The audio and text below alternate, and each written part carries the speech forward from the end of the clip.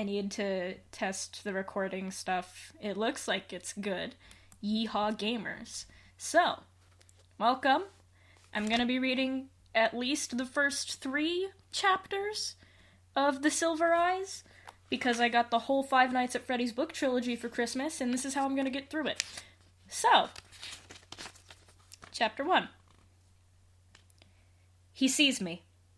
Charlie dropped to her hands and knees. She was wedged behind a row of arcade games, cramped in the crawl space between the consoles and the wall, tangled electrical cords and useless plugs strewn beneath her. She was cornered. The only way out was past the thing, and she wasn't fast enough to make it. She could see him stalking back and forth, catching flickers of movement through the gaps between the games. There was scarcely enough room to move, but she tried to crawl backward. Her foot caught on a cord, and she stopped, contorting herself to carefully dislodge it. She heard the clash of metal on metal, and the farthest console rocked back against the wall. He hit it again, shattering the display, and then attacked the next, crashing against them, almost rhythmically, tearing through the machinery, coming closer. I have to get out, I have to. The panicked thought was of no help. There was no way out. Her arm ached, and she wanted to sob aloud. Blood soaked through the tattered bandage, and it seemed as though she could feel it draining out of her. The console a few feet away crashed against the wall, and Charlie flinched. He was getting closer. She could hear the grinding of gears and the clicking of servos ever louder. Eyes closed, she could still see the way he looked at her, see the matted fur and the exposed metal beneath the synthetic flesh. Suddenly the console in front of her was wrenched away. It toppled over, thrown down like a toy. The power cords beneath her hands and knees were yanked away, and Charlie slipped, almost falling. She caught herself and looked up just in time to see the downward swing of a hook. Welcome to Hurricane, Utah. Charlie smiled wryly at the sign and kept driving. The world didn't look any different from one side of the sign to the other, but she felt a nervous anticipation as she passed it. She didn't recognize anything. Then again, she hadn't really expected to, not this far at the edge of town where it was all highway and empty space. She wondered what the others would look like, who they were now. 10 years ago they'd been best friends. And then it happened, and everything ended, at least for Charlie. She hadn't seen any of them since she was 7 years old. They had written all the time as kids, especially Marla, who wrote like she talked, fast and incoherent. But as they got older, they had grown apart. The letters had grown fewer and further between, and the conversations leading up to this trip had become perfunctory and full of awkward pauses. Charlie repeated their names, as though to reassure herself that she still remembered them. Marla, Jessica, Lamar, Carlton, John, and Michael. Michael was the reason for this trip, after all. It was 10 years since he'd died, 10 years since it happened, and now his parents wanted them all together for the dedication ceremony. They wanted all his old friends there when they announced the scholarship they were creating in his name. Charlie knew it was a good thing to do, but the gathering still felt slightly macabre. She shivered and turned down the air conditioning, even though she knew it was not the cold. As she drove into the town center, Charlie began to recognize things. A few stores and the movie theater, which was now advertising the summer's blockbuster hit. She felt a brief moment of surprise and smiled at herself. What did you expect, that the whole place would be unchanged? A monument to the moment of your departure, frozen forever in July 1985. Well, that was exactly what she had expected. She looked at her watch. Still a few hours to kill before they all met up. She thought about going to the movie, but she knew what she really wanted to do. Charlie made a left turn and headed out of town. 10 minutes later, she pulled to a stop and got out. The house loomed up before her, its dark outline a wound in the bright blue sky. Charlie leaned against the car, slightly dizzy. She took a moment to steady herself with deep breaths. She had known it would be here. An illicit look through her aunt's bank books a few years before had told her that the mortgage was paid off and that Aunt Jen was still paying property taxes. It had only been 10 years. There was no reason it should have changed at all. Charlie climbed the steps slowly, taking in the peeling paint. The third stair still had a loose board, and the rose bushes had taken over one side of the porch, their thorns biting hungrily into the wood. The door was locked, but Charlie still had her key. She had never actually used it. As she took it from around her neck and slid it into the lock, she remembered her father putting its chain around her neck, in case you ever need it. Well, she needed it now. The door opened easily, and Charlie looked around. She didn't remember much about the first couple of years here. She had only been 3 years old, and all the memories had faded together in a blur of a child's grief and loss, of not understanding why her mother had to go away, clinging to her father every moment, not trusting the world around her unless he was there, unless she was holding tightly to him, burying herself in his flannel shirts and the smell of grease and hot metal and him. The stairs stretched straight up in front of her, but she did not move directly to them. Instead, she went to the living room, where all the furniture was still in place. She had not really noticed it as a child, but the house was a little too large for the furniture they had. Things were spread out too widely in order to fill the space. The coffee table was too far from the couch to reach, the easy chair too far across the room to carry on a conversation. There was a dark stain in the wooden floorboards near the center of the room. Charlie stepped around it quickly and went to the kitchen, where the cupboards held only a few pots, pans, and dishes. Charlie had never felt a lack of anything as a child, but it seemed now that the unnecessary enormity of the house was a sort of apology, the attempt of a man who had lost so much to give his daughter what he could. He'd always had a way of overdoing whatever he did. The last time she was here, the house had been dark and everything felt wrong. She was carried up the stairs to her bedroom, although she was 7 years old and could have gone quicker on her own 2 feet. But Aunt Jen had stopped on the front porch, picked her up, and carried her, shielding her face as though she were a baby in the glaring sun. In her room, Aunt Jen had set Charlie down, closed the bedroom door behind them. She told her to pack her suitcase, and Charlie had cried because all her things could never fit into the small case. "We can come back for the rest later," Aunt Jen said, her impatience leaking through, as Charlie hovered indecisively at her dresser, trying to decide which t-shirts to bring along. They had never come back for the rest. Charlie mounted the stairs, heading to her old bedroom. The door was partially cracked, and as she opened it, she had a giddy feeling of displacement, as though her younger self might be sitting there among her toys, might look up and ask Charlie, "Who are you?" Charlie went in. Like the rest of the house, her bedroom was untouched. The walls were pale pink, and the ceiling, which sloped dramatically on one side to follow the line of the roof, was painted to match. Her old bed still stood against the wall beneath a large window. The mattress was still intact, though the sheets were gone. The window was cracked slightly open, and rotting lace curtains wavered in the gentle breeze from outside. There was a dark water stain in the paint beneath the window where the weather had gotten in over the years, betraying the house's neglect. Charlie climbed onto the bed and forced the window shut. It obeyed with a screech, and Charlie stepped back and turned her attention to the rest of the room, to her father's creations. Their first night in the house, Charlie had been afraid to sleep alone. She did not remember the night, but her father had told her about it, often enough that the story had taken on the quality of a memory.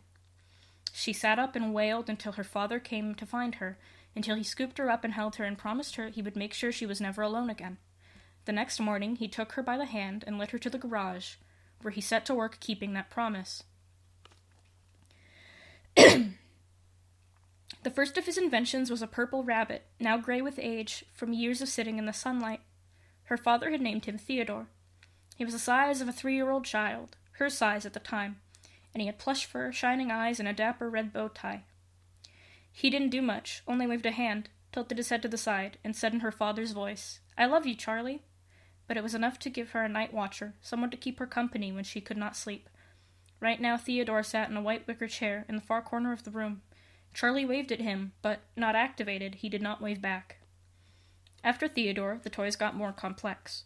Some worked and some did not. Some seemed to have permanent glitches, while others simply did not appeal to Charlie's childish imagination.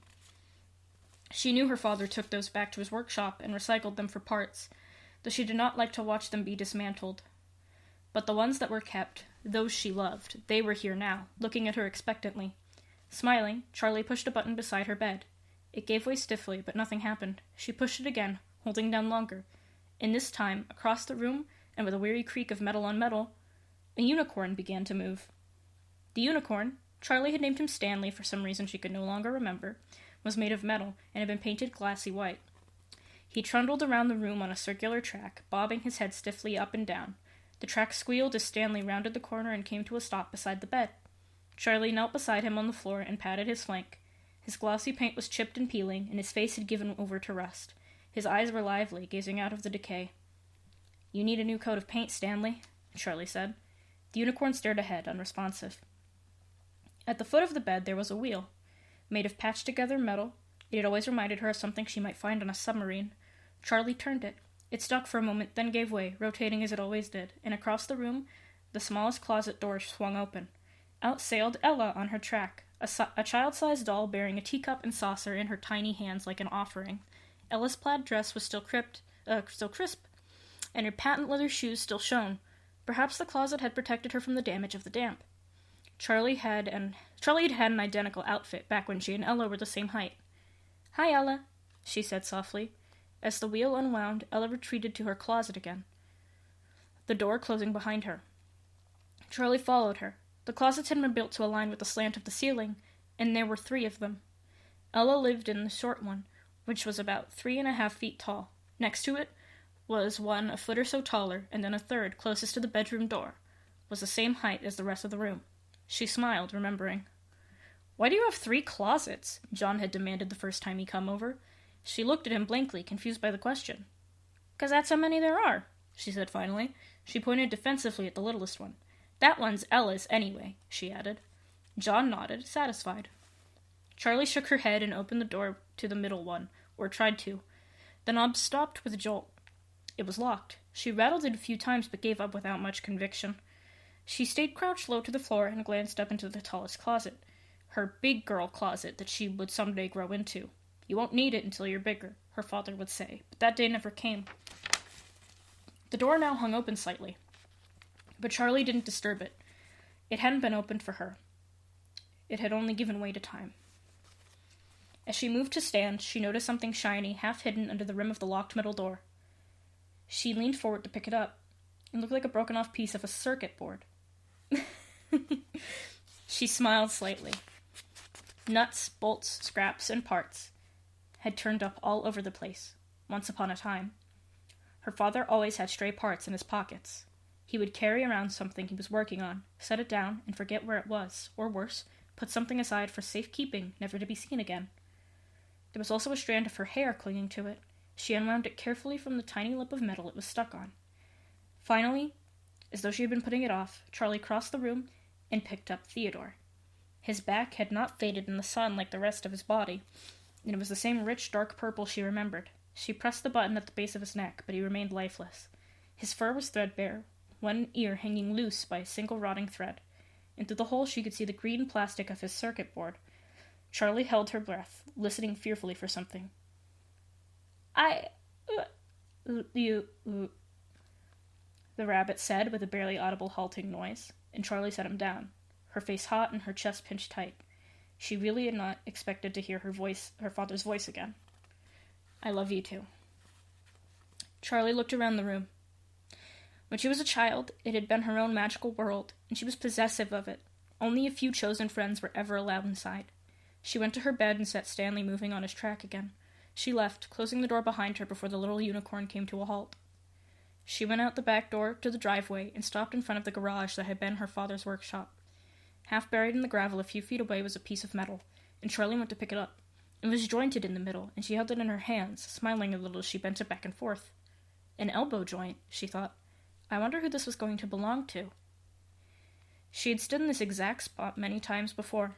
She closed her eyes, and the memory overwhelmed her. She was a little girl again, sitting on the floor of her father's workshop, playing with scraps of wood and metal as though they were toy blocks, trying to build a tower with uneven pieces. The shop was hot, and she was sweaty, grime sticking to her legs as she sat in her shorts and sneakers. She could almost smell the sharp metallic odor of the soldering iron. Her father was nearby, never out of sight, working on Stanley the unicorn. Stanley's face was still unfinished, one side white and shining and friendly, with a gleaming brown eye that seemed to almost see. The other half of the toy's face was all exposed circuit boards and metal parts. Charlie's father looked at her and smiled, and she smiled back, beloved. In a darkened corner, behind her father, barely visible, hung a jumble of metal limbs, a twisted skeleton with burning silver eyes. Every once in a while, it gave an uncanny twitch. Charlie tried never to look at it, but as her father worked, she played with her makeshift toys. Her eye was drawn back to it again and again. The limbs, contorted, seemed almost mocking, the thing a ghastly jester, and yet there was something about it that suggested enormous pain. "Daddy?" Charlie said. Her father did not look up from his work. "Daddy?" she said again, more urgently, and this time he turned to her slowly, as though not fully present in the world. "What do you need, sweetie?" She pointed at the metal skeleton. "Does it hurt?" She wanted to ask the question, but when she looked in her father's eyes, she found she could not. She shook her head. "Nothing." He nodded at her with an absent smile and went back to work. Behind him, the creature gave another awful twitch, and its eyes still burned. Charlie shivered and drew herself back to the present. She glanced behind her, feeling exposed. She looked down, and her gaze fixed on something, 3 widely spaced grooves in the ground. She knelt, thoughtful, and ran her finger over one of them. The gravel was scattered away, the marks worn heavily into the dirt. A camera tripod of some sort? It was the first unfamiliar thing she'd seen. The door to the workshop was cracked open slightly, inviting, but she felt no desire to go inside. Quickly she headed back to her car, but she stopped as soon as she settled into the driver's seat. Her keys were gone, having probably fallen out of her pocket somewhere inside the house. She retraced her steps, merely glancing into the living room and kitchen before heading up to her bedroom. The keys were on the wicker chair, beside Theodore the rabbit. She picked them up and jangled them for a moment, not quite ready to leave the room behind. She sat down on the bed. Stanley the unicorn had stopped beside the bed as he always did, and as she sat, she patted him absently on the head. It had grown dark while she was outside, and the room was now cast in shadows. Somehow, without the bright sunlight, the toy's flaws and deterioration were thrown into sharp relief. Theodore's eyes no longer shone, and his thin fur and hanging ear made him look like a sickly vagabond. When she looked down at Stanley, the rust around his eyes made them look like hollow sockets, and his bare teeth, which she had always kind of thought as a smile, became the awful knowing grin of a skull. Charlie stood up, careful not to touch him, and hurried toward the door, but her foot caught on the wheel beside the bed. She tripped on the tracks and fell sprawling to the floor. There was a whir of spinning metal, and as she raised her head, a small pair of feet appeared under her nose, clad in shining patent leather. She looked up. There above her was Ella, staring down at her, silent and uninvited, her glassy eyes almost appearing to see. The teacup and saucer were held out before her with a military stiffness. Charlie got up cautiously, taking care not to disturb the doll. She left the room, carefully stepping to avoid accidentally activating any other toys. As Charlie went, Ella retreated to her closet, almost matching her pace. Charlie hurried down the stairs, seized by an urgency to get away. In the car, she fumbled the key 3 times before sliding it into place. She backed too fast down the driveway, running recklessly over the grass of the front yard, and sped away.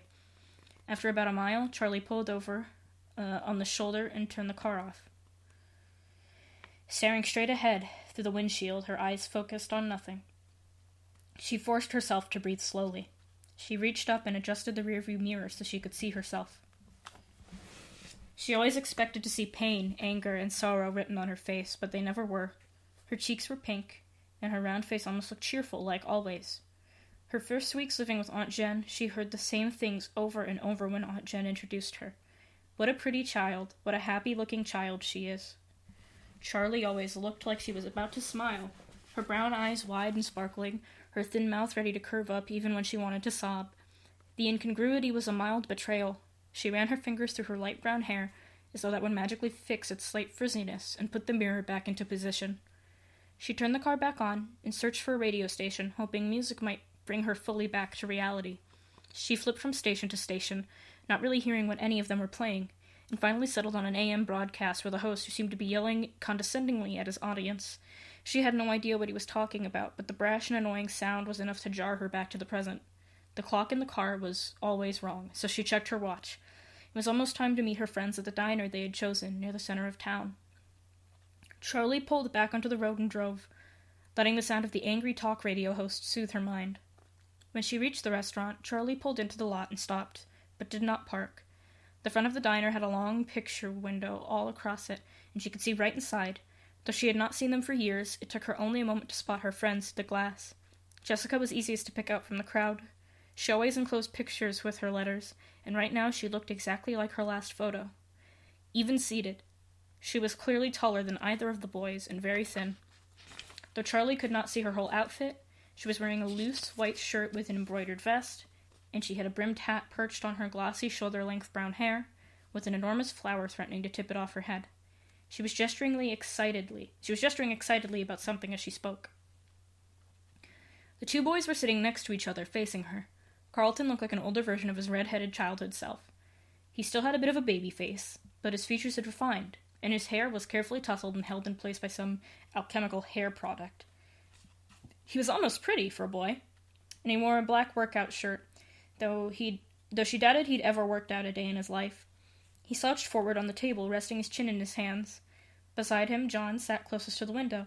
John had been the kind of child who got dirty before he even went outside. There would be paint on his shirt before the teacher handed out the watercolors, grass stains on his knees before they ever came near a playground, and dirt under his fingernails just after he washed his hands. Charlie knew it was him because it had to be, but he looked completely different. The grubbiness of childhood had been replaced by something crisp and clean. He was wearing a neatly pressed light green button-down shirt, the sleeves rolled up and the collar open, preventing him from looking too uptight. He was leaning back confidently in the booth, nodding enthusiastically, apparently absorbed in whatever Jessica was saying. The only concession to his former self was his hair, sticking up all over his head, and he had a 5 o'clock shadow, a smug adult version of the dirt he was always covered in as a kid. Charlie smiled to herself. John had been something like her childhood crush before either of them really understood what that meant. He gave her cookies from his Transformers lunchbox, and once in kindergarten he took the blame when she broke the glass jar that held the colored beads for arts and crafts. She remembered the moment when it slipped from her hands, and she watched it fall. She could not have moved fast enough to catch it, but she would not have tried. She wanted to see it break. The glass hit the wood floor and shattered into 1,000 pieces, and the beads scattered many-colored among the shards. She thought it was beautiful, and then she started to cry. John had a note sent home to his parents, and when she told him thank you, he had winked at her with an irony beyond his years and simply said, "For what?" After that, John was allowed to come to her room. She let him play with Stanley and Theodore, watching anxiously the first time he learned to press the buttons and make them move. She would be crushed if he didn't like them, knowing instinctively that it would make her think less of him. They were her family, but John was fascinated as soon as he saw them. He loved her mechanical toys, and so she loved him. 2 years later, behind a tree behind her father's workshop, she almost let him kiss her. And then it happened, and everything ended, at least for Charlie. Charlie shook herself, forcing her mind back to the present. Looking again at Jessica's polished appearance, she glanced down at herself. Purple t-shirt, denim jacket, black jeans, and combat boots. It felt like a good choice this morning, but now she wished she'd chosen something else. This is all you ever wear, she reminded herself. She parked and locked the car behind her, even though people in the hurricane did not usually lock their cars. When she went to the diner to meet her friends for the first time in 10 years. The warmth, noise, and light of the restaurant hit her in a wave as she entered. For a moment, she was overwhelmed, but Jessica saw her pause in the doorway and shouted her name. Charlie smiled and went over. "Hi," she said awkwardly, flicking her eyes at each of them, but not fully making contact. Jessica scooted over on the red vinyl bench and patted the seat beside her. "Here, sit," she said. "I was just telling John and Carlton about my glamorous life." She rolled her eyes as she said it, managing to convey both self-deprecation and the sense that her life truly was something exciting. "Did you know Jessica lives in New York?" Carlton said. There was something careful about the way he spoke, like he was thinking about his words before he formed them. John was silent, but he smiled at Charlie anxiously. Jessica rolled her eyes again, and with a flash of déjà vu, Charlie suddenly recalled that this had been a habit even when they were children.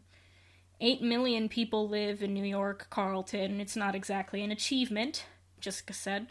Carlton shrugged. "I've never been anywhere," he said. "I didn't know you still lived in town," Charlie said. "Where else am I going to live? My family's been here since 1896, he added, deepening his voice to mimic his father. "Is that even true?" Charlie asked. "I don't know," Carlton said in his own register. "Could be. Dad ran for mayor 2 years ago. I mean, he lost, but still, who runs for mayor?" He made a face.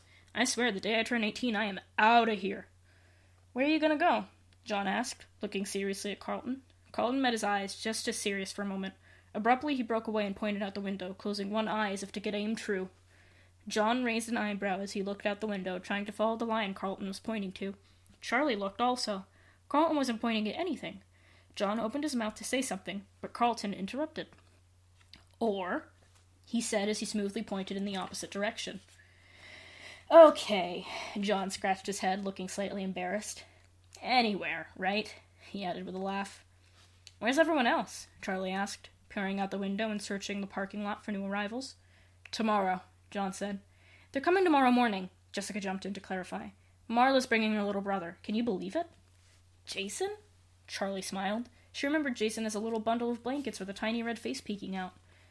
"I mean, who wants a baby around?" Jessica adjusted her hat primly. "I'm pretty sure he's not a baby anymore," Charlie said, stifling a laugh. "Practically a baby," Jessica said. "Anyway, I booked us a room at the motel down by the highway. It was all I could find. The boys are staying with Carlton." "Okay," Charlie said. She was vaguely impressed by Jessica's organization, but she wasn't happy about the plan. She was loath to share a room with Jessica, who now seemed like a stranger. Jessica had become the kind of girl who intimidated her, polished and immaculate, speaking as though she had everything in life figured out. For a moment, Charlie considered going back to her old house for the night, but as soon as she thought it, the idea repelled her. That house at night was no longer the province of the living. Don't be dramatic, she scolded herself, but now John was speaking. He had a way of commanding attention with his voice, probably because he spoke less often than everyone else. He spent most of his time listening, but not out of reticence. He was gathering information, speaking only when he had wisdom or sarcasm to dispense. Often it was both at once. Does anyone know what's happening tomorrow? They were all silent for a moment, and the waitress took the opportunity to come over for their order. Charlie flipped quickly through the menu, her eyes not really focusing on the words. Her turn to order came much faster than she was expecting, and she froze. Eggs, she said at last. The woman's hard expression was still fixed on her, and she realized she hadn't finished. Scrambled, wheat toast, she added, and the woman went away. Charlie looked back down at the menu. She hated this about herself. When she was caught off guard, she seemed to lose all ability to act or process what was going on around her. People were incomprehensible, their demands alien. Ordering dinner shouldn't be hard, she thought. The others had begun their conversation again, and she turned her attention to them, feeling like she had fallen behind. What do we even say to his parents? Jessica was saying. Carlton, do you ever see them? Charlie asked. Not really, he said. Around, I guess. Sometimes.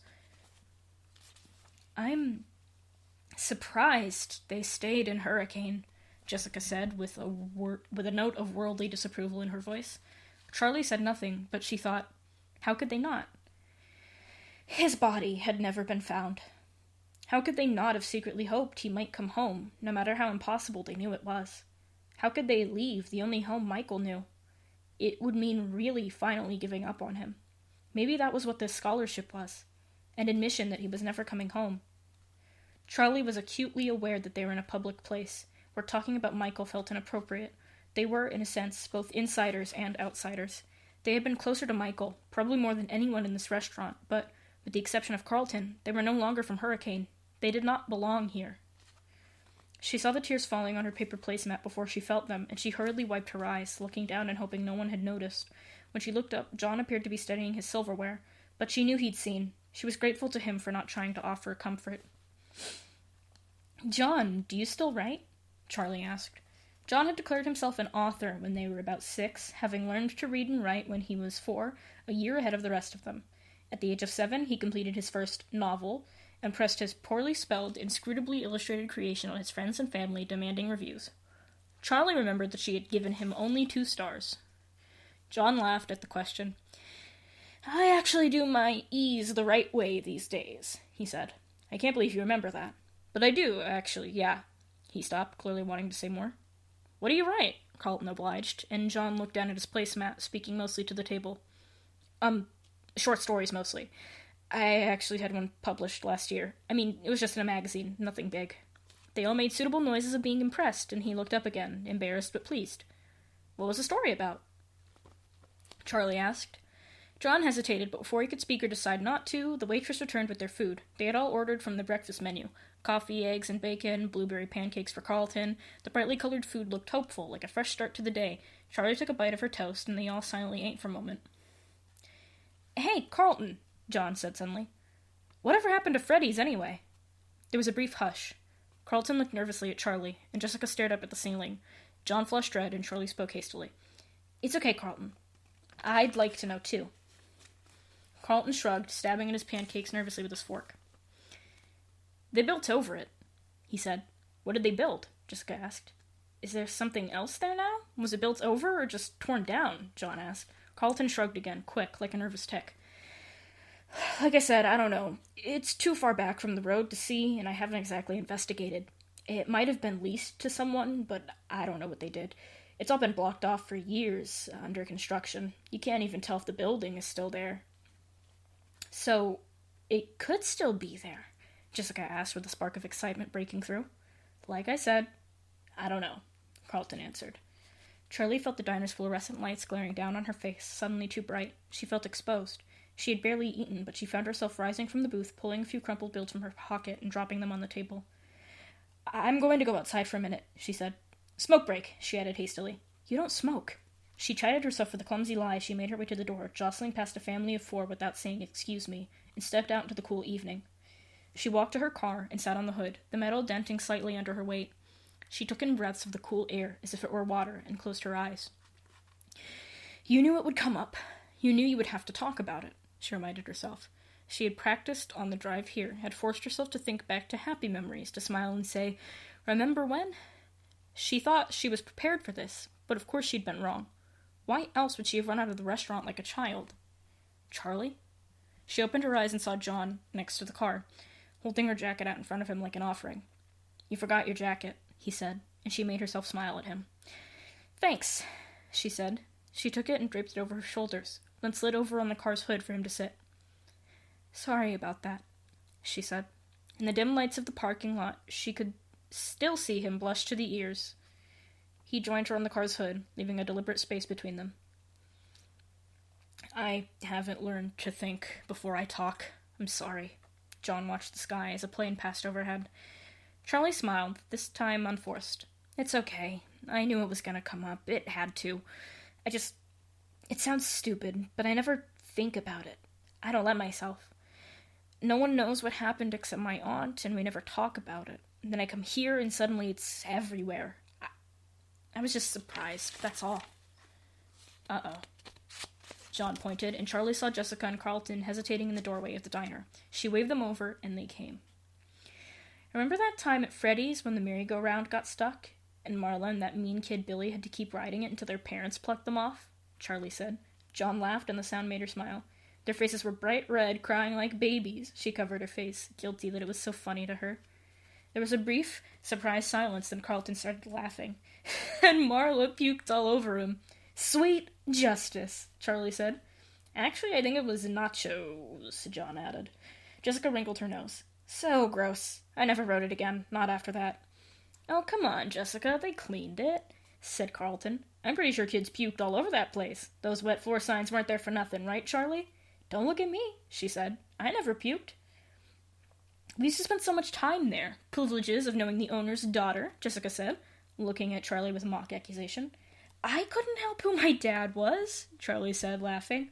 Jessica looked thoughtful for a moment before she continued.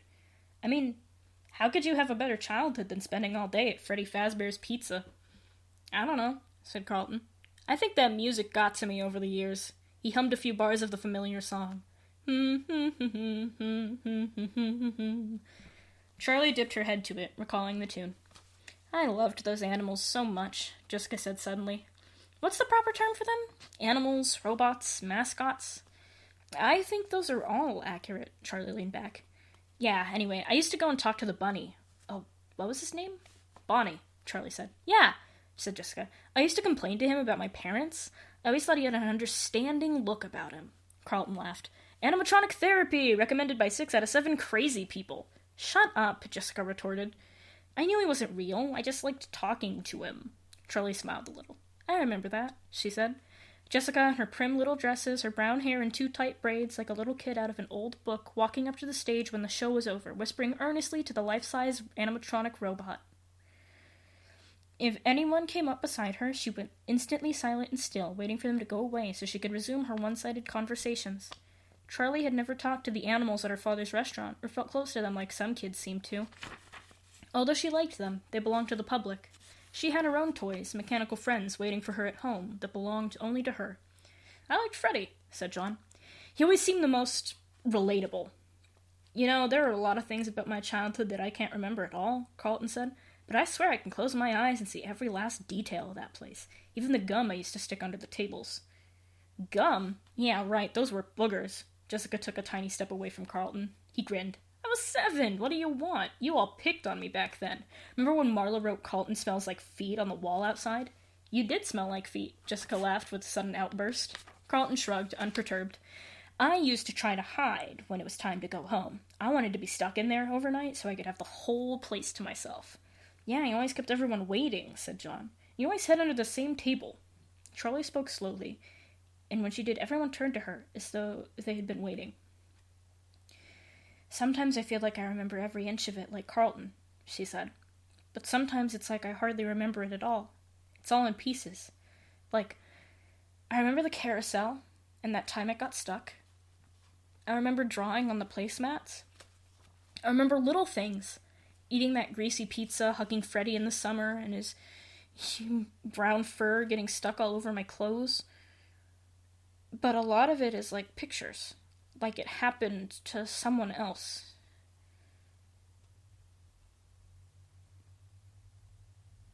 They were all looking at her oddly. Oh, I misread. Hello. Sorry. I remember the little things, eating that greasy pizza, hugging Freddy in the summer, and his yellow fur getting stuck all over my clothes. But a lot of it is like pictures, like it happened to someone else. They were all looking at her oddly. Freddy was brown, right? Jessica looked at the others for confirmation. I guess you really don't remember it that well after all, Carlton teased Charlie, and she laughed briefly. Right, I meant brown, she said. Brown? Freddy was brown. Of course he was. She could see him in her mind now. But somewhere in the depths of her recall, there was a flash of something else. Carlton launched into another story, and Charlie tried to turn her attention to him, but there was something disturbing, worrisome about that lapse of memory. It was 10 years ago. It's not like you've got dementia at 17, she told herself. But it was such a basic detail to have misremembered. Out of the corner of her eye, she caught John looking at her, a pensive expression on his face, as though she had said something important. You really don't know what happened to it? She asked Carlton with more urgency in her voice than she intended. He stopped talking, surprised.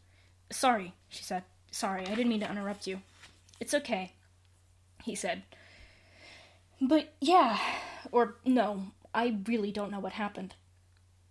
How can you not know? You live here. Charlie, come on, said John. It's not like I hang around that part of town. Things are different. The town has grown, said Carlton mildly, seeming unruffled by her outburst. And I honestly don't look for reasons to go around there, you know? Why would I? There isn't any reason, not anymore. We could go there, John said suddenly, and Charlie's heart skipped. Carlton looked nervously at Charlie. What? Seriously, it's a mess. I don't know if you can even get to it. Charlie found herself nodding. She felt as though she had spent the whole day weighed down by memory, seeing everything through a filter for years, and now she felt suddenly alert, her mind fully present. She wanted to go. Let's do it, she said. Even if there's nothing there, I want to see. They were all silent. Suddenly John smiled with a reckless confidence. Yeah, let's do it. I'm taking a break to take a sip of water because I just read the whole first chapter in one go and my throat feels like death. It's time for Chapter 2, gamers. Charlie pulled to a stop, feeling the soft give of dirt under her tires, and turned off the car. She got out and surveyed their surroundings. The sky was a rich, dark blue, the last trails of the sunset streaking off to the west. The parking lot was unpaved, and before them lay a sprawling monster of a building, a rising acre of glass and concrete. There were lamps in the parking lot that had never been used, and no lights shone out onto the lot. The building itself looked like an abandoned sanctuary, entombed in black trees amid the distant roar of civilization. She looked at Jessica in the passenger seat, who was craning her neck out the window. Is this the right place? Jessica asked. Charlie shook her head slowly, not quite certain what she was seeing. I don't know, she whispered. Charlie got out of the car and stood in silence as John and Carlton pulled up beside her.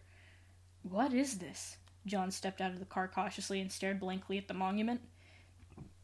Does anyone have a flashlight? He looked at each of them. Carlton held up his keychain and waved around the feeble glow of a pen light for a minute. Great, John muttered, walking away with resignation. Hold on, Charlie said and went around to her truck. My aunt makes me carry a bunch of stuff for emergencies. Aunt Jen, loving but severe, had taught Charlie self-reliance above almost anything else. Before she let Charlie have her old blue Honda, she had insisted that Charlie know how to change a tire, check the oil, and know the basic parts of the engine. In the trunk, in a black box tucked in next to the jack, a spare tire, and a small crowbar, she had a blanket, a heavy police-issue flashlight, bottled water, granola bars, matches, and emergency flares. Charlie grabbed the flashlight. Carlton grabbed a granola bar. Almost by silent agreement, they began to walk to the building's perimeter, Charlie holding up the light in a steady beam in front of them. The building itself looked mostly finished, but the ground was all dirt and rock, uneven and soft. Charlie shone the light on the ground, where grass had grown patchy in the dirt, inches long. No one has been digging for a while, Charlie said. The place was massive, and it took a long time to circumnavigate. It wasn't long before the rich blue of the evening was overtaken by a blanket of scattered silver clouds and stars. The surfaces of the building were all the same smooth, beige concrete, with windows too high up on the walls to see inside. Did they really build this whole thing and then just leave? Jessica said. Carlton, said John, you really don't know anything about what happened? Carlton shrugged expansively. I told you, I knew there was construction, but I don't know anything else. Why would they do this? John seemed almost paranoid, scouting the trees as though eyes might be looking back at him. It just goes on and on. He squinted, gazing along the outside wall of the building, which seemed to stretch endlessly into the distance. He glanced back to the trees as if making sure they hadn't missed a building somewhere. No, it was here. He placed his hand on the drab concrete facing. It's gone. After a moment, he gestured to the others and began to walk back the way they came. Reluctantly, Charlie turned back, following the group. They kept going until they could see their cars again up ahead in the darkness. Sorry, guys. I hoped there would at least be something familiar, Carlton said exhaustedly. Yeah, Charlie said. She had known it would be, but seeing that Freddy's had been razed to the ground was still a shock. It was so paramount sometimes in her mind that she wanted to get rid of it, wanted to scrub the memories, good and bad, from her head, as if they had never been. Now someone had scrubbed it from the landscape, and it felt like a violation. It should have been up to her. Right, she thought, because you had the money to buy it and preserve it, like Aunt Jen did with the house. Charlie? John was saying her name, and it sounded like he was repeating it. Sorry, she said. What were you saying? Do you want to go inside? Jessica asked. Charlie was surprised that they were only now considering this, but then again, none of them were usually prone to criminal activity. The thought was a release, and she took a deep breath, speaking on her exhale. Why not? She said, almost laughing. She lifted the flashlight. Her arms were getting tired.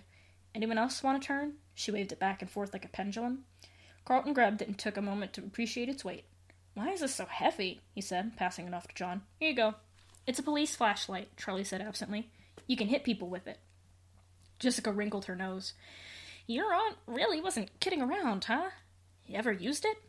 Not yet. Charlie winked and made a half-threatening glance at John, who returned an uncertain half-smile, unsure how to react. The wide entrances were sealed with hammered metal doors, no doubt intended to be temporary until construction was finished. Still, it wasn't difficult to find a way in, since many large mounds of gravel and sand scaled the walls, leading right up to the edges of the large gaping windows. Not trying hard to keep people out, John said. What's anyone gonna steal? Charlie said, staring at the blank, towering walls. They climbed the hill slowly, the gravel shifting and sliding beneath their feet as they went. Carlton reached the window first, peering through. Jessica looked over his shoulder. Can we drop down? John asked. Yes, said Carlton. No, Jessica said at precisely the same time.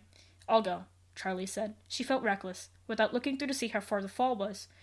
She put her feet through the opening and let herself drop. She landed, knees bent, and the impact rocked her, but it did not hurt. She looked up at her friends, staring down. Oh, hang on, Charlie called, pulling a short stepladder from a wall nearby and setting it under the window. Okay, she said. Come on. They dropped down one by one and looked around them. Inside was an atrium, or maybe it would have been a food court, with metal benches and plastic tables scattered around, some bolted to the floors. The ceiling rose up high above them, with a glass roof where they could see the stars peering down at them. Very post-apocalyptic, Charlie joked, her voice echoing in the open space. Jessica sang a brief, wordless scale suddenly, startling them all into silence. Her voice rang out pure and clear, something beautiful in the emptiness. Very nice, but let's not call too much attention to ourselves, John said. Right, Jessica said, still looking very happy with herself. As they walked on, Carlton swept up and took her arm. Your voice is amazing, he said. It's just good acoustics, Jessica said, attempting humility, but not meaning a word of it. They walked the empty halls, peering into each of the massive cavities where a department store might have been. Some parts of the mall had been almost finished, while others were in shambles. Some hallways were littered with piles of dusty concrete bricks and stacks of wood. Others were lined with glass-paneled storefronts, lights hanging in perfect rows above their heads. It's like a lost city, John said. Like Pompeii, said Jessica, just without the volcano. No, Charlie said. There's nothing here. The whole place had a sterile feel to it. It was not abandoned. It had never sustained life at all.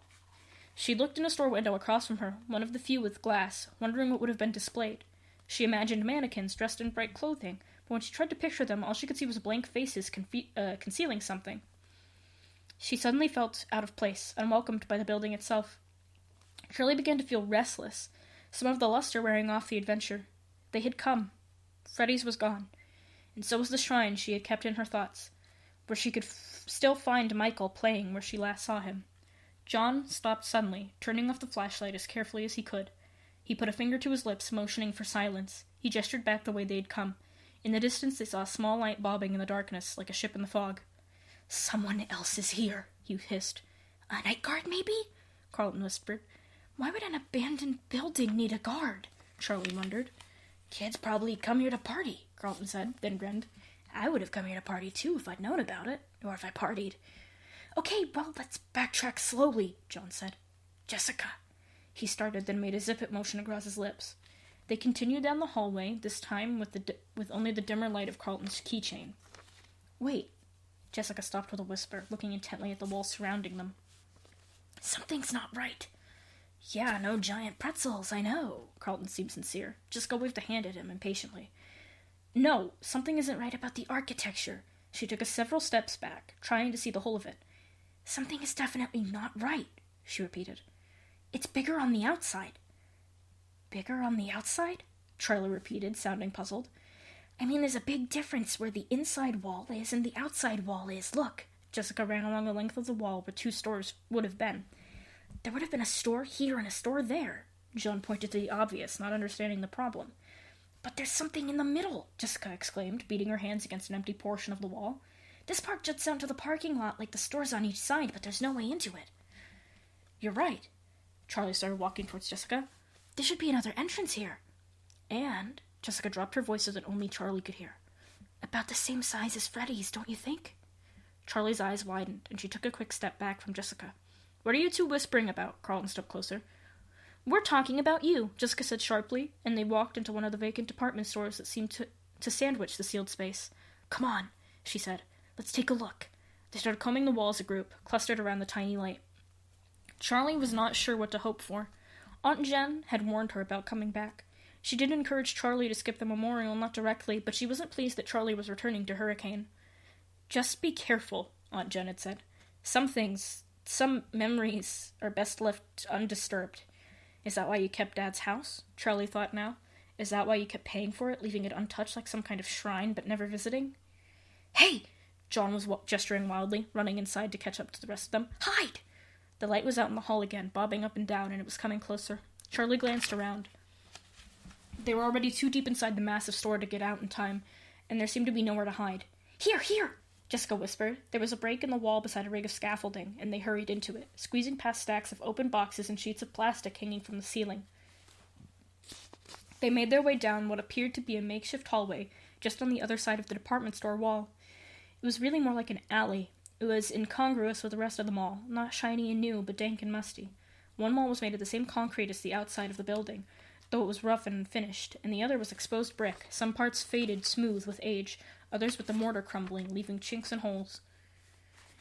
Heavy wooden shelves of cleaning equipment stood against the wall, listing to the side, their boards sinking under the weight of the old paint cans and mysterious buckets. Something was dripping from uncovered pipes overhead, leaving puddles that they all carefully stepped around. A mouse scuttled by, almost running over Carlton's foot. Carlton made a strangled sound, a hand over his mouth. They crouched down behind one of the wooden shelving units, pressing up against the wall. Charlie doused the light and waited. She took shallow breaths, perfectly still, watching and wishing she had picked a better position to freeze into. After a few minutes, her legs started to feel numb under her, and Carlton was so close that she could smell the light, pleasant scent of his shampoo. "That's nice," she whispered. "Thanks," Carlton said, immediately knowing what she was referring to. "It comes in ocean breeze and tropical paradise. I prefer ocean breeze, but it dries the scalp." "Hush!" John hissed. Charlie wasn't sure why she was so worried. It was just a night guard, and at worst, they would be asked to leave, maybe get yelled at a little. She had an overblown aversion to getting in trouble. The bobbing light came closer.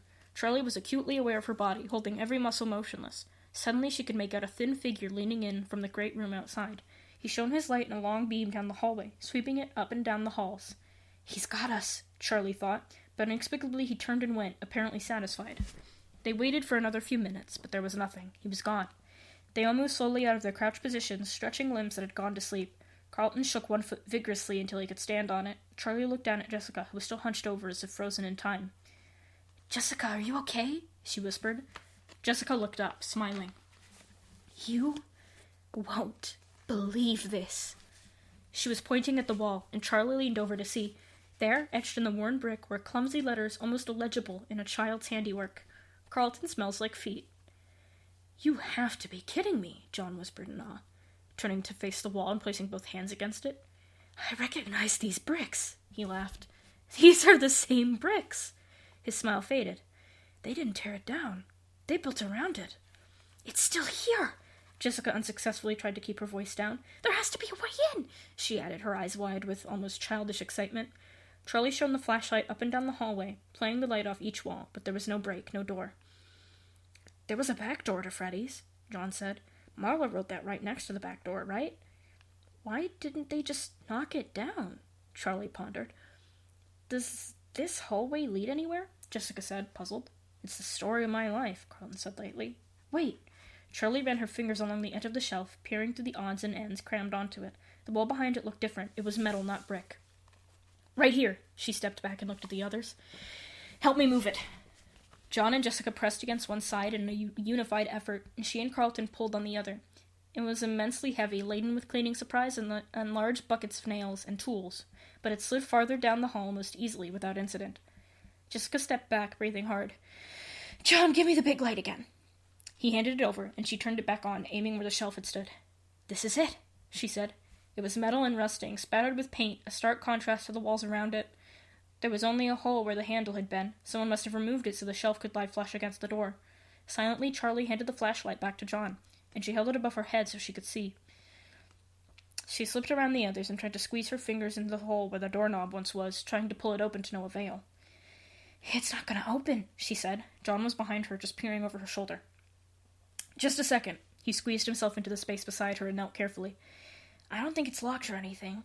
I think it's just rusty. Look at it." The door extended all the way to the floor, its bottom ragged and unfinished. The hinges were on the other side, and the edges were caked in rust. It looked as though it had not been opened in years. John and Charlie pulled on it together, and it moved a fraction of an inch. "Say!" Jessica exclaimed, almost shouting, then covering her mouth. "Sorry," she said in a whisper, containing my excitement.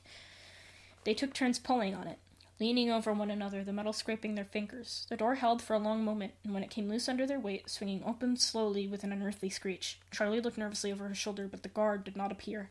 The door opened only about a foot wide, and they went in one by one, until all four were through. Inside, the air changed, and they all stopped short. Ahead of them was a dark hallway, familiar to them all. "Is this?"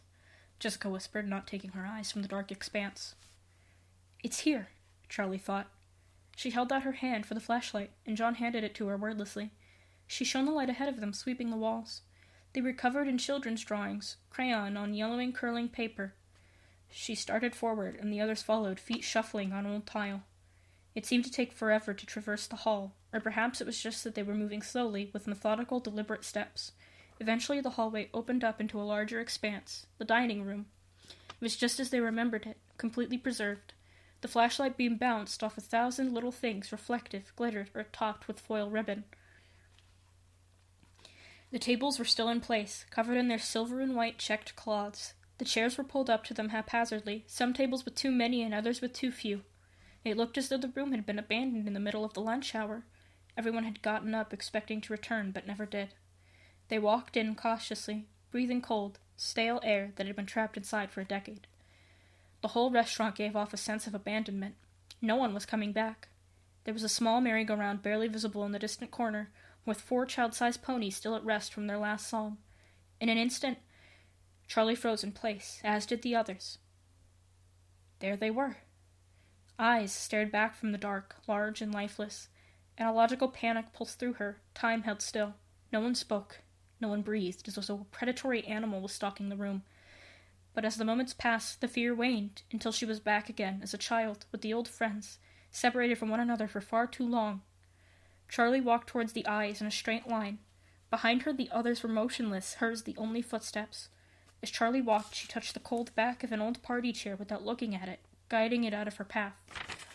She took one final step, and the eyes in the dark became clear. It was them. Charlie smiled. "Hi," she whispered, too soft for the others to hear. Before her stood 3 animatronic animals. A bear, a rabbit, and a chicken, all standing as tall as adults, maybe taller. Their bodies were segmented like artist models, each limb made of distinct square pieces, separated at the joints. They belonged to the restaurant, or maybe the restaurant belonged to them, and there had been a time when everyone knew them by name. There was Bonnie, the rabbit.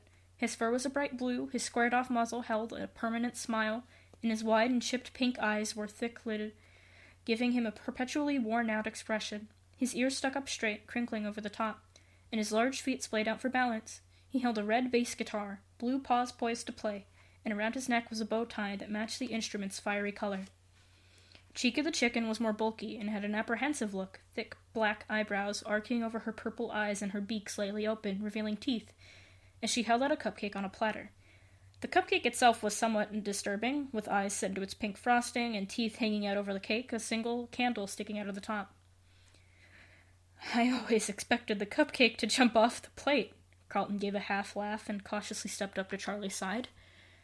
"They seem taller than I remember," he added in a whisper. "That's because you never got this close as a kid," Charlie smiled, at ease, and stepped closer. "You were busy hiding under tables," Jessica said from behind them, still some distance away. Chica wore a bib around her neck with the words, "Let's eat," set out in purple and yellow against a confetti-covered background. A tuft of feathers stuck out in the middle of her head. And standing between Bonnie and Chica was Freddy Fazbear himself, namesake of the restaurant. He was the most genial-looking of the three, seeming at ease where he was. A robust, if lean, brown bear, he smiled down at the audience, holding a microphone in one paw, sporting a black bow tie and top hat. The only incongruity in his features was the color of his eyes, a bright blue that surely no bear had ever had before him. His mouth hung open, his eyes were partially closed, as though he had been frozen in song. Carlton drew closer to the stage until his knees were pressed against the rim of it. "Hey, Freddy," he whispered. "Long time no see." He reached out and grabbed the microphone, wiggling to see if he could get it loose. "Don't!" Charlie blurted, looking up into Freddy's fixed gaze as though making sure he hadn't noticed. Carlton pulled his hand back like he had touched something hot. "Sorry." "Come on," John said, cracking a smile. "Don't you want to see the rest of the place?"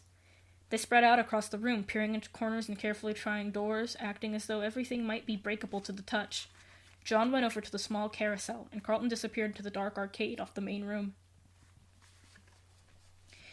"I remember it being a lot brighter and noisier in here," Carlton smiled as though at home again, running his hands over the aging knobs and flat plastic buttons. "I wonder if my high scores are still in there," he muttered to himself. To the left of the stage was a small hallway. Half hoping no one would notice where she'd gone, Charlie started down it silently as the others occupied themselves with their own curiosities. At the end of the short, plain corridor was her father's office. It had been Charlie's favorite place in the restaurant. She liked to play with her friends in the main area, but she loved the singular privilege of coming back here when her father was doing paperwork. She paused outside the closed door, her hand poised over the knob, remembering. Most of the room was filled with his desk, his filing cabinets, and small boxes of uninteresting parts. In one corner was a smaller filing cabinet, painted a salmon color that Charlie had always insisted was pink. That had been Charlie's. The bottom drawer held toys and crayons, and the top had what she liked to call my paperwork. It was mostly coloring books and drawings, but occasionally she would go over to her father's desk and try to copy down whatever he was writing in a childish crayoned hand. Charlie tried the door, but it was locked. Better this way, she thought. The office was personal, and she did not really want it open tonight. She headed back into the main dining room and found John looking pensively at the merry-go-round. He eyed her with curiosity, but did not ask where she had gone.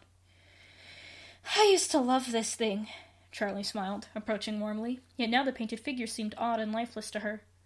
John made a face, as though he knew what she was thinking. "Not the same," he said. He rubbed his hand over the top of a polished pony as though to scratch it behind the ear. "Just not the same," he repeated, removing his hand and gazing elsewhere. Charlie glanced over to see where the others were. In the arcade, she could see Jessica and Carlton wandering amongst the games. The consoles stood still and unlit like massive tombstones, their screens blank. "I never liked playing the games," Jessica said, smiling. "They moved too fast, and just when I'd start to figure out what to do, I'd die and it would be someone else's turn." She wiggled the joystick that squeaked from neglect. "They were rigged anyway," Carlton said with a wink.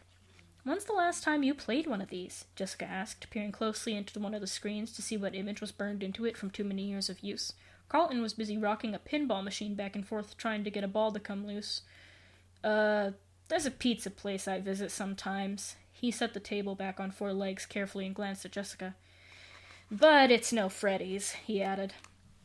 John was roaming through the dining hall again amid the tables, flicking the stars and spirals hanging overhead. He He plucked a red party hat from a table, stretched the rubber band hanging loosely from its base, and snapped it around his head, red and white tassels hanging down over his face. "Oh, let's check out the kitchen," he said. Charlie followed as he bounded off toward it. Although the kitchen had been off-limits to her friends, she'd spent a lot of time there, so much so that the chefs chased her out by name, or at least by the name they heard her father call her, Charlotte. John overheard someone calling her Charlotte one day when they were in kindergarten, and persisted in teasing her with it constantly. He could always get a rise out of her with that. It wasn't that Charlie didn't like her full name, but Charlie was who she was to the world. Her father called her Charlotte, and it was like a secret between them, something no one else was allowed to share. The day she left Hurricane for good, the day they said goodbye, John had hesitated. "Goodbye, Charlie," he said. In their letters, phone calls, and everything else, he had never called her Charlotte again. She never asked why, and he never told her. The kitchen was still fully stocked with pots and pans, but it held little interest for Charlie in the midst of her memories. She headed back out into the open space of the dining room, and John followed. At the same time, Jessica and Carlton stumbled out of the arcade, tripping into each other as they crossed the thresholds between the rooms in the dark. "Anything interesting?" John asked. A gum wrapper, 30 cents, and Jessica, so no, not really," Carlton said. Jessica playfully gave him a punch in the shoulder. "Oh, have we all forgotten?" Jessica gave an evil smile, pointing to another hallway on the opposite side of the dining room. She headed toward it swiftly before anyone could answer, and they followed her. The hallway was long and narrow, and the farther they went, the less the flashlight seemed to illuminate.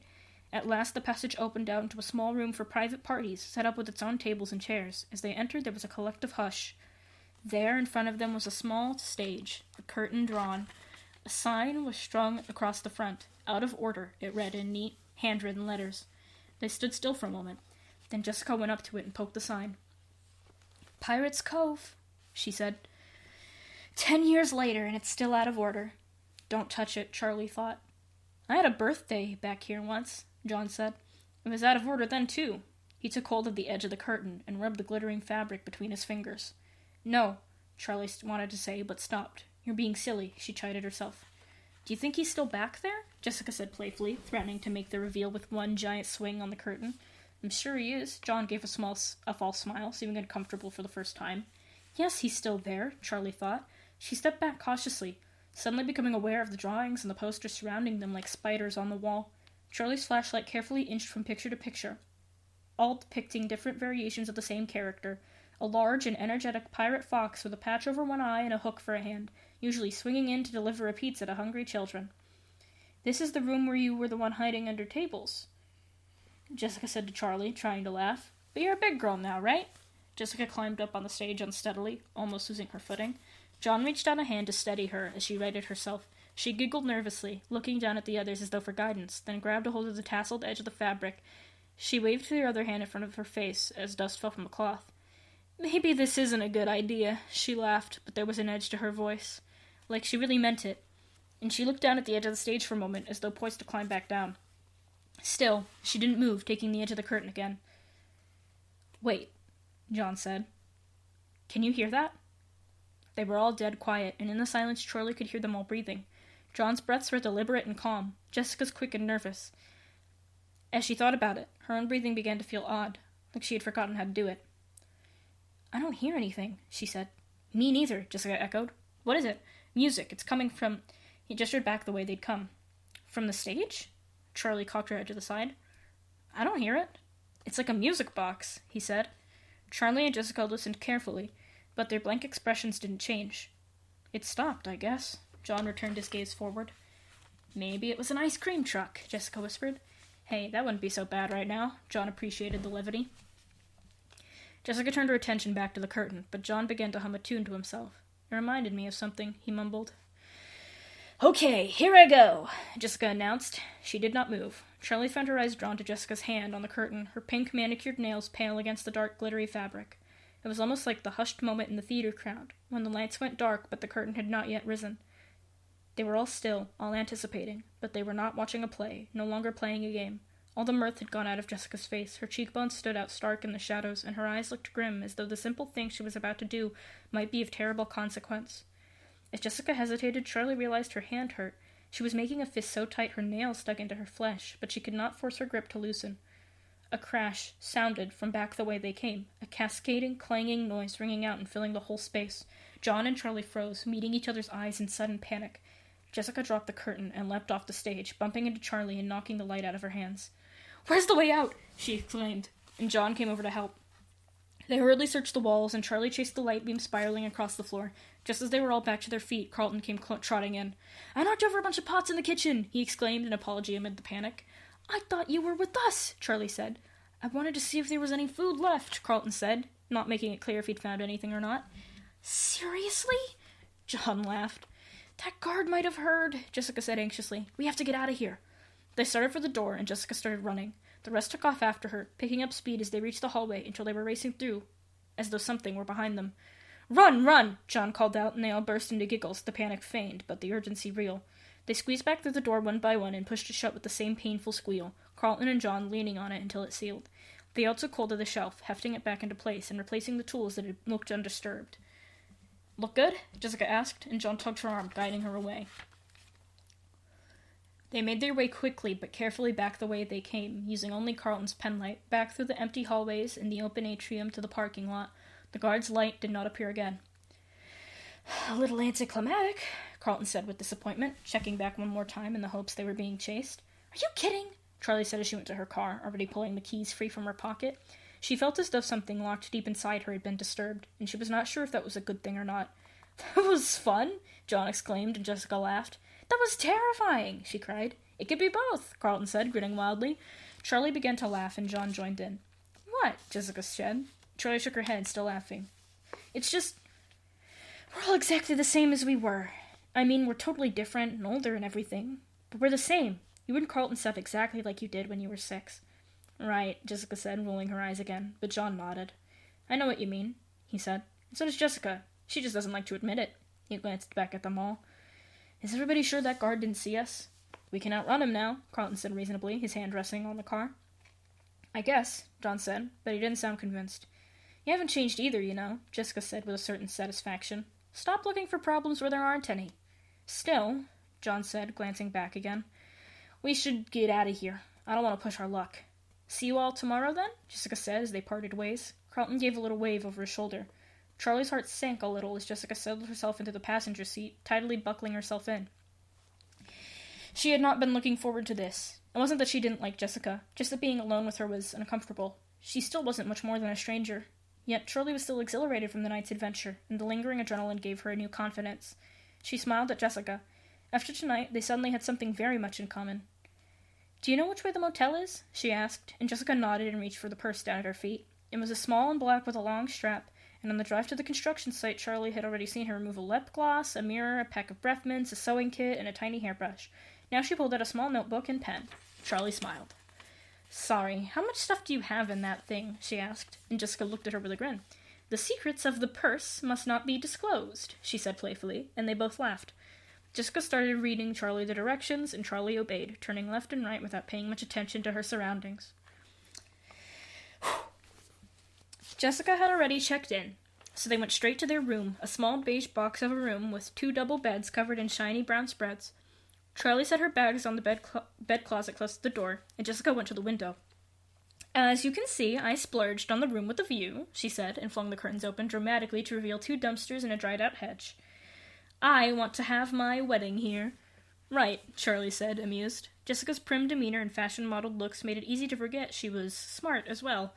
As a child, she remembered being slightly intimidated every time they got together to play before realizing, after the first few minutes, just how much she liked Jessica. She wondered if it was hard for Jessica to make friends, looking the way she did, but it wasn't the kind of thing you could really ask someone.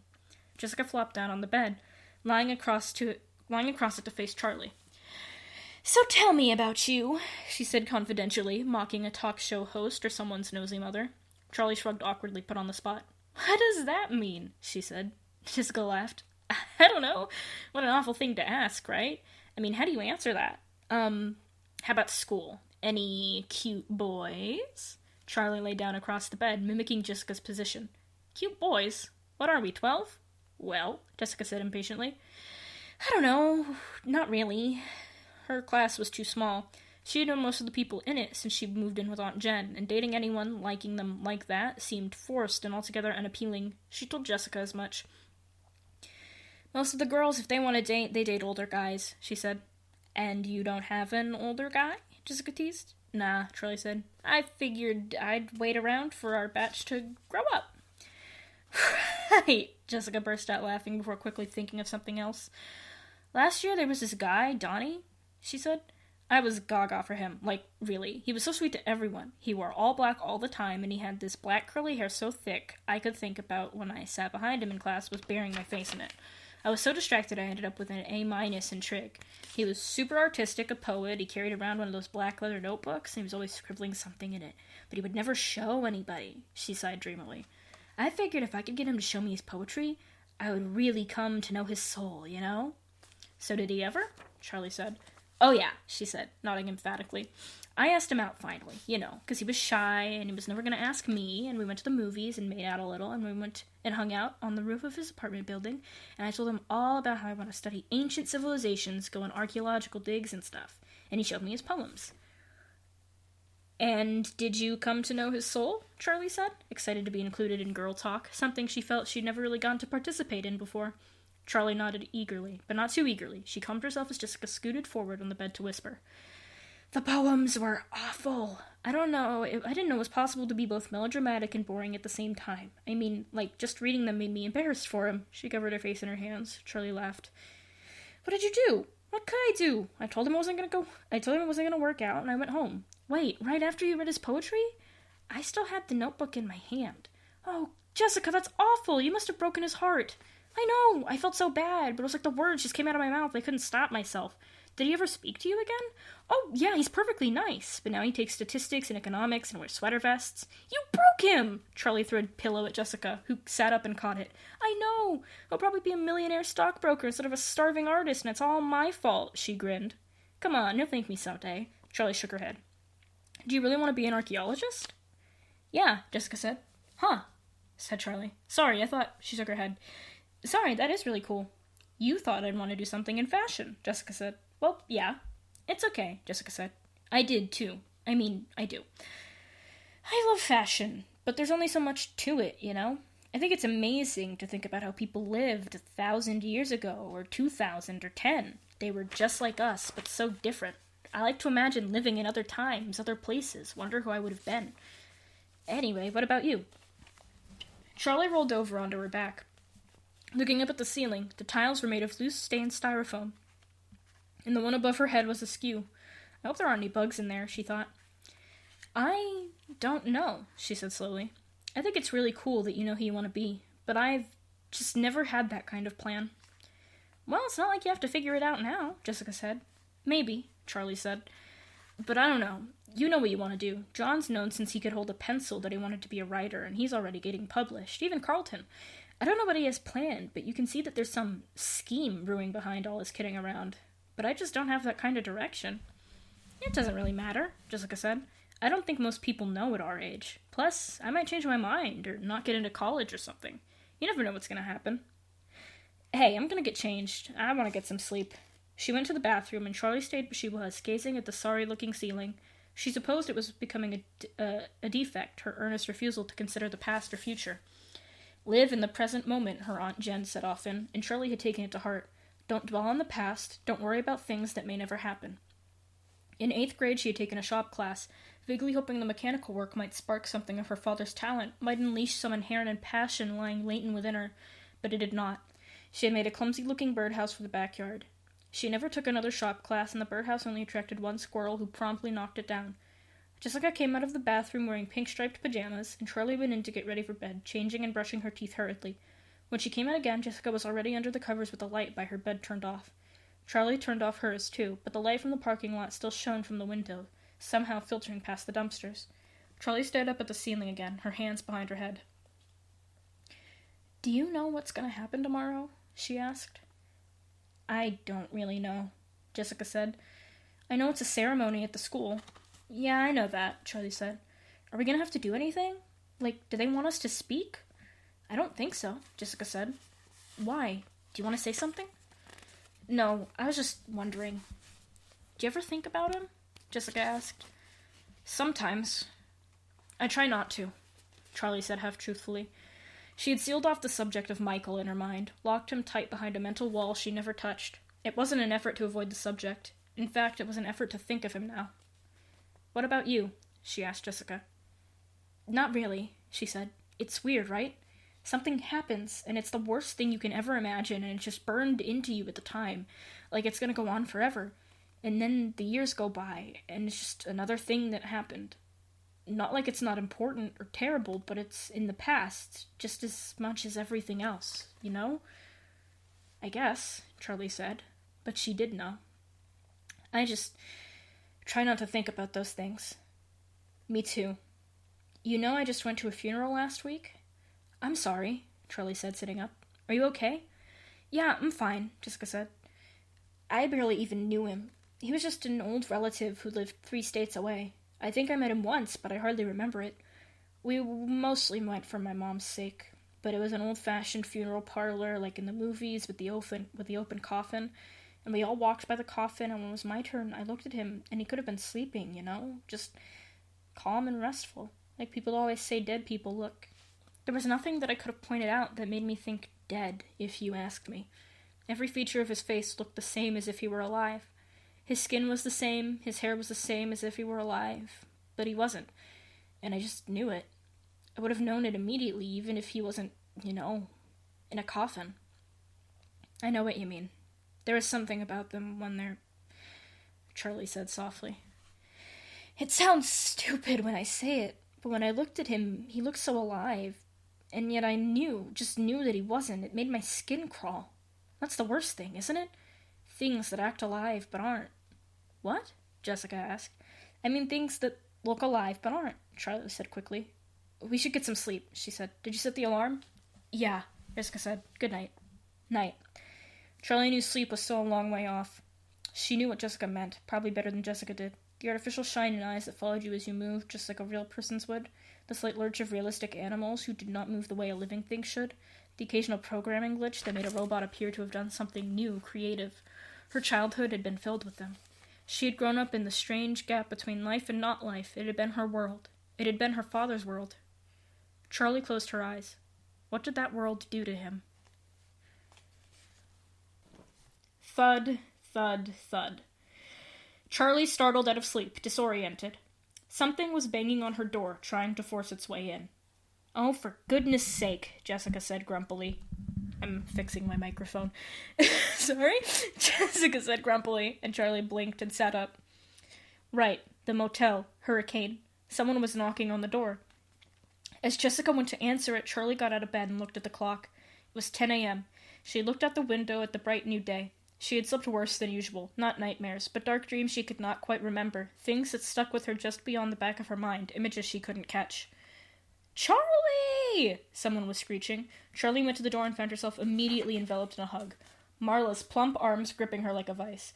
Charlie hugged her back, tighter than she meant to. When Marla let go, she stepped back, grinning. Marla's moods had always been so intense that they were contagious, spreading out to whoever was in her path. When she was gloomy, a pall fell over all her friends, the sun gone behind her cloud. When she was happy, like now, it was impossible to avoid the lift of her joy. She was always breathless, always slightly scattered, always giving the impression that she was running late, though she almost never was. Marla was wearing a loose, dark red blouse, and it suited her well, setting off her fair skin and dark brown hair. Charlie had kept in better touch with Marla than the others. Marla was the type who made it easy to stay friends, even at a distance. Even as a little kid, she was always sending letters and postcards, undeterred if Charlie didn't respond to every one.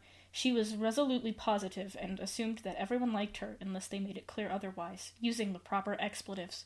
Charlie admired it about her. She herself, though not shy, was always calculating. Does that person like me? Are they just being polite? How do people tell the difference?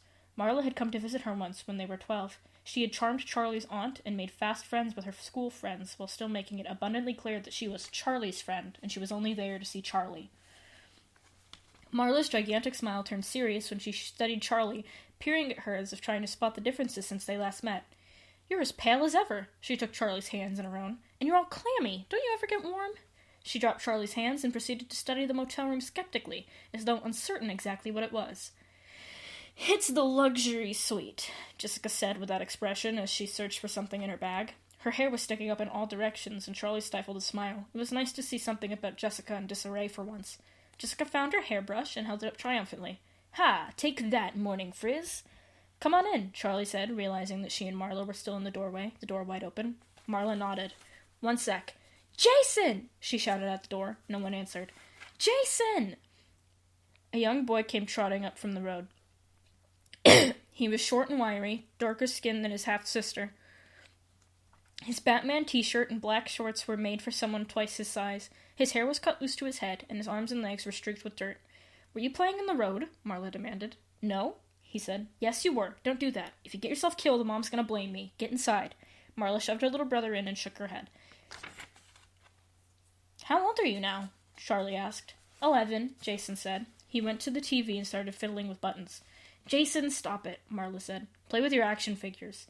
"I'm not a little kid," he said. "Anyway, they're in the car." But he stepped away from the television and went to look out the window. Marla rubbed her eyes. "We just got here. We had to leave at 6 this morning, and someone," she pointedly glanced over her shoulder at Jason, "wouldn't stop fiddling with the radio. I am so tired." She didn't seem tired, but then she never did. At their sleepovers as kids, Charlie remembered her bouncing around like a maniac while the rest of them were winding down for the night, then falling asleep abruptly, like a cartoon character who'd been hit over the head with a rolling pin. "We should get going," Jessica said. "We're supposed to meet the guys at the diner in an hour." "Hurry," Marla said. "We have to change, too. I didn't want to get all gross while we were driving." "Jason, you can watch TV," Charlie said, and he looked at Marla. She nodded, and he grinned and turned it on, starting to flip through channels. "Please just pick a channel," Marla said. Charlie headed into the bathroom to get dressed, while Jessica fussed with her hair. A little less than an hour later, they pulled into the diner parking lot. The others were already there, in the same booth they'd been in the night before. When they got inside, Marla performed a second round of squeals and hugs, only slightly quieter now that they were in public. Overshadowed by her enthusiasm, Lamar stood and waved at Jessica and Charlie, waiting until Marla sat down. "Hi, guys," he said at last. He was wearing a dark tie and a dark gray suit. He was tall and thin, black, with hair shaved close to his head. His features were sharp and attractive, and he looked just a little older than the rest of them. It could have been the suit, but Charlie thought it was something about the way he stood, holding himself like he would be comfortable wherever he was. They had all dressed up a little for the ceremony. Marla had changed at the motel, and she and Jessica were both wearing dresses. Jessica's was knee-length and covered in pastel flowers, a light fabric that moved as she walked. Marla's was simple, white, with big sunflowers splashed over it. Charlie hadn't thought to bring a dress, and she hoped she didn't look out of place in black pants and a white button-down shirt. John was wearing a matching light purple shirt today, though he'd added a matching tie in a slightly darker color. And Carlton seemed to be wearing an identical outfit as before, still all in black. They all sat down. "Well, don't we all look nice?" Marla said happily. "Where's Jason?" Jessica craned her head back from side to side. Marla groaned. "I'll be right back." She scooted out of the booth and hurried to the door. "Lamar, what have you been up to?" Charlie asked. Lamar grinned. "He's an Ivy League man," Carlton said, teasing. Lamar briefly looked down at the table, but he was smiling. "Early acceptance," was all he said. "Which one?" Jessica said. "Cornell." "Wait, how did you already apply to college?" Charlie said. "That's not till next year. I don't even know where I want to go." "He skipped 6th grade, John said. There was a brief flicker of something across his face, and Charlie knew what it was. John liked being the clever one, the precocious one. Lamar had been kind of a goof-off when they were kids, and now he had leaped ahead. John forced a grin, and the moment passed. "Congratulations," he said, with no hint that it was not entirely sincere.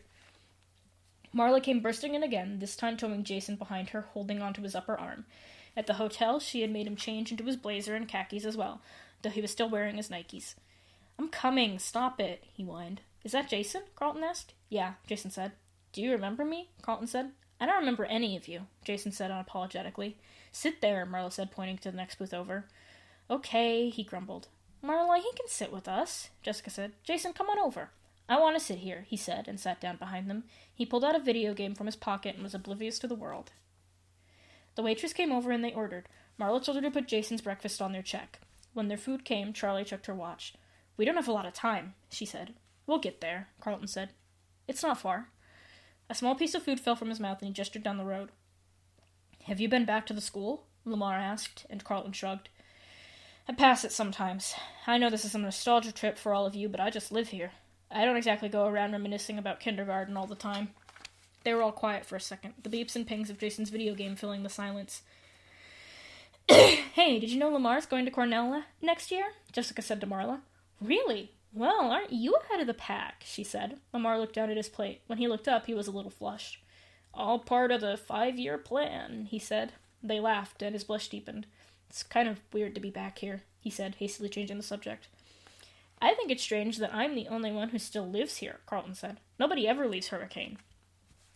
It is strange, though, Jessica said thoughtfully. My parents, you remember my mom's from New York originally, she used to joke about going back. When I go back to New York, but it might as well have been when I win the lottery. She didn't mean it. And then right after, she stopped joking about it, and then 3 months later we were all on a plane to visit her sister in Queens, and we never came back. My dad's father died when I was 9, and they came back to Hurricane for the funeral without me. They didn't want me coming back here, and honestly, I didn't want to go. I was kind of anxious the whole time they were gone. I kept looking out the window, hoping they would come back early, like something bad was going to happen to them if they stayed. They all looked at each other, considering. Charlie knew they had all moved, all but Carlton. But she had never thought about it. People moved all the time. Carlton was right, though. People didn't leave Hurricane. We moved because my dad got a new job the summer after 3rd grade, John said. It's not exactly mysterious. Lamar, you left in the middle of the semester that same year. Yeah, he said. But that's because when my parents split, I went with my mom to Indianapolis. He frowned. But my dad moved too. He's in Chicago now. My parents left because of Michael, Marla said. They all turned to her. Afterward, my mom couldn't sleep. She said spirits were stirring in the town unquiet. My dad told her she was being ridiculous, but we still left as fast as we could. Marla looked at her friends. What? She said defensively. I don't believe in ghosts. I do, Charlie said. She felt like she was talking from a great distance, but she was almost surprised they could hear her. I mean, not ghosts, but memories. I think they linger, whether there's someone there or not. The house, her old house, was imbued with memory, with loss, with longing. It hung in the air like humidity. The walls were saturated, like the wood had soaked in it. It had been there before she came, and it was there now. It would be there forever. It had to be.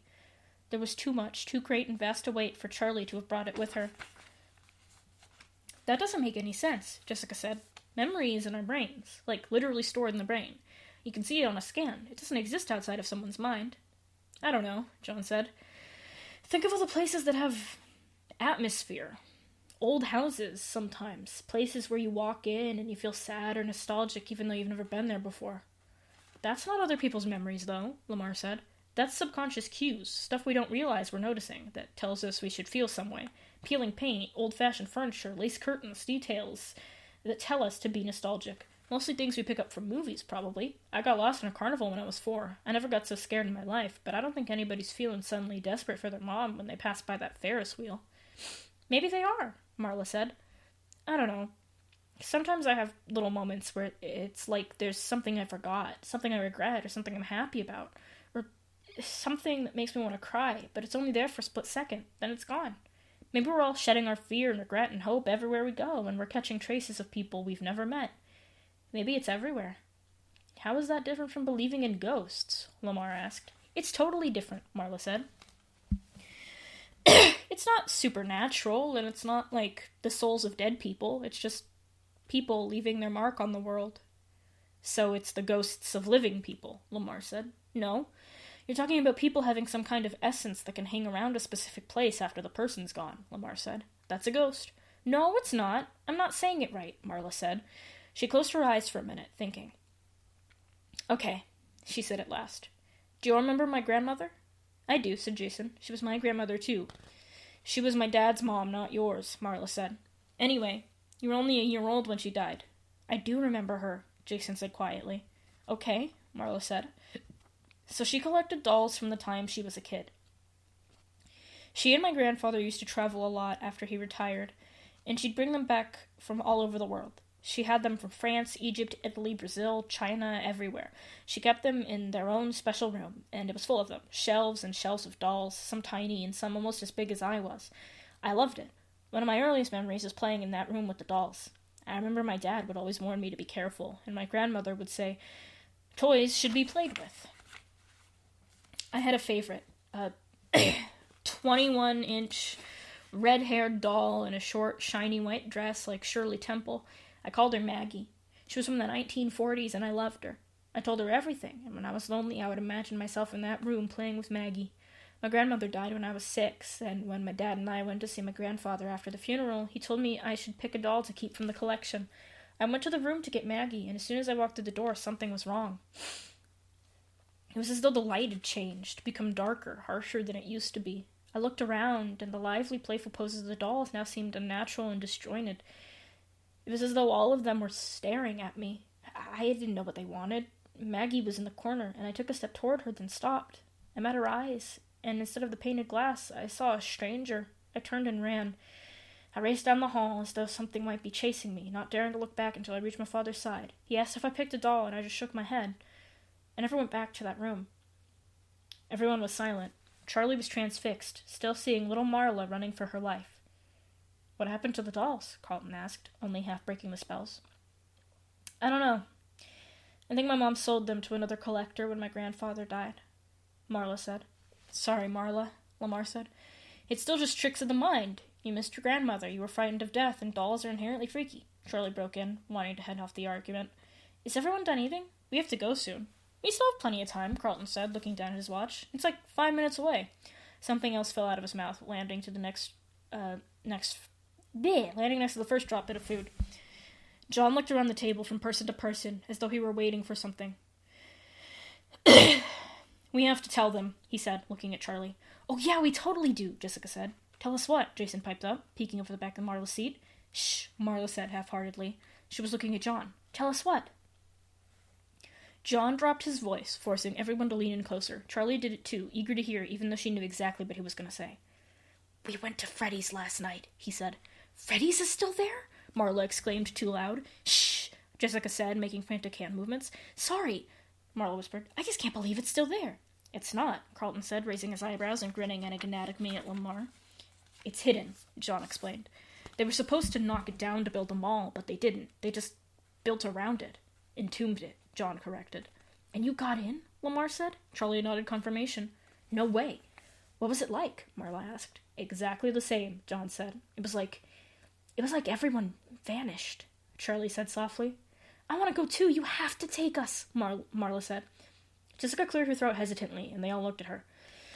"I don't know," she said slowly. "I mean, today? Should we?" "We have to see it," Lamar said. "You can't tell us this and not let us see it." "I want to see it," Jason chimed in. "What's Freddy's?" They ignored him. His eyes were wide, and he was hanging on every word. "Maybe Jessica's right," John said with reluctance. "Maybe it's disrespectful to go tonight." There was a moment's pause, and Charlie knew what they were waiting for her to talk. She was the one they were really afraid of offending. They needed her permission. "I think we should go," she said. "I don't think it's disrespectful. It's almost a way of honoring what happened." She looked around the table. Jessica was nodding. Charlie wasn't sure if it was much of an argument, but they didn't need to be convinced. They wanted an excuse. Marla twisted herself to look back at Jason's plate. "Are you done eating?" she asked. "Yep," he said. Marla pointed to the game in his hand. "You know you can't play with that during the ceremony," she said. "Yep." "I'm serious, Jason. I'm locking it in the car." "Why don't you just lock me in the car?" he muttered. "I'd love to," Marla said under her breath as she turned back to the group. "Okay, we can go." They headed to school in a caravan, the boys in Carlton's car, Marla following, and Charlie bringing up the rear. "We should have carpooled," Jessica said idly, staring out the window. It hadn't occurred to Charlie. "I guess," she said. "On the other hand, I'm not sure I want to ride with Marla and Jason," Jessica said plainly. "They are kind of intense," Charlie agreed. When they arrived, the parking lot was already jammed full. Charlie parked on a side street in what she hoped was a legal spot, and they walked to the school along the familiar sidewalk. Jessica shivered. "I've got goosebumps." "It is weird to be here," Charlie said. The school looked unchanged from the outside, but the fence was new and slick, a black plastic-coated chain link. The whole town was like this, a mix of old and new, familiar and not.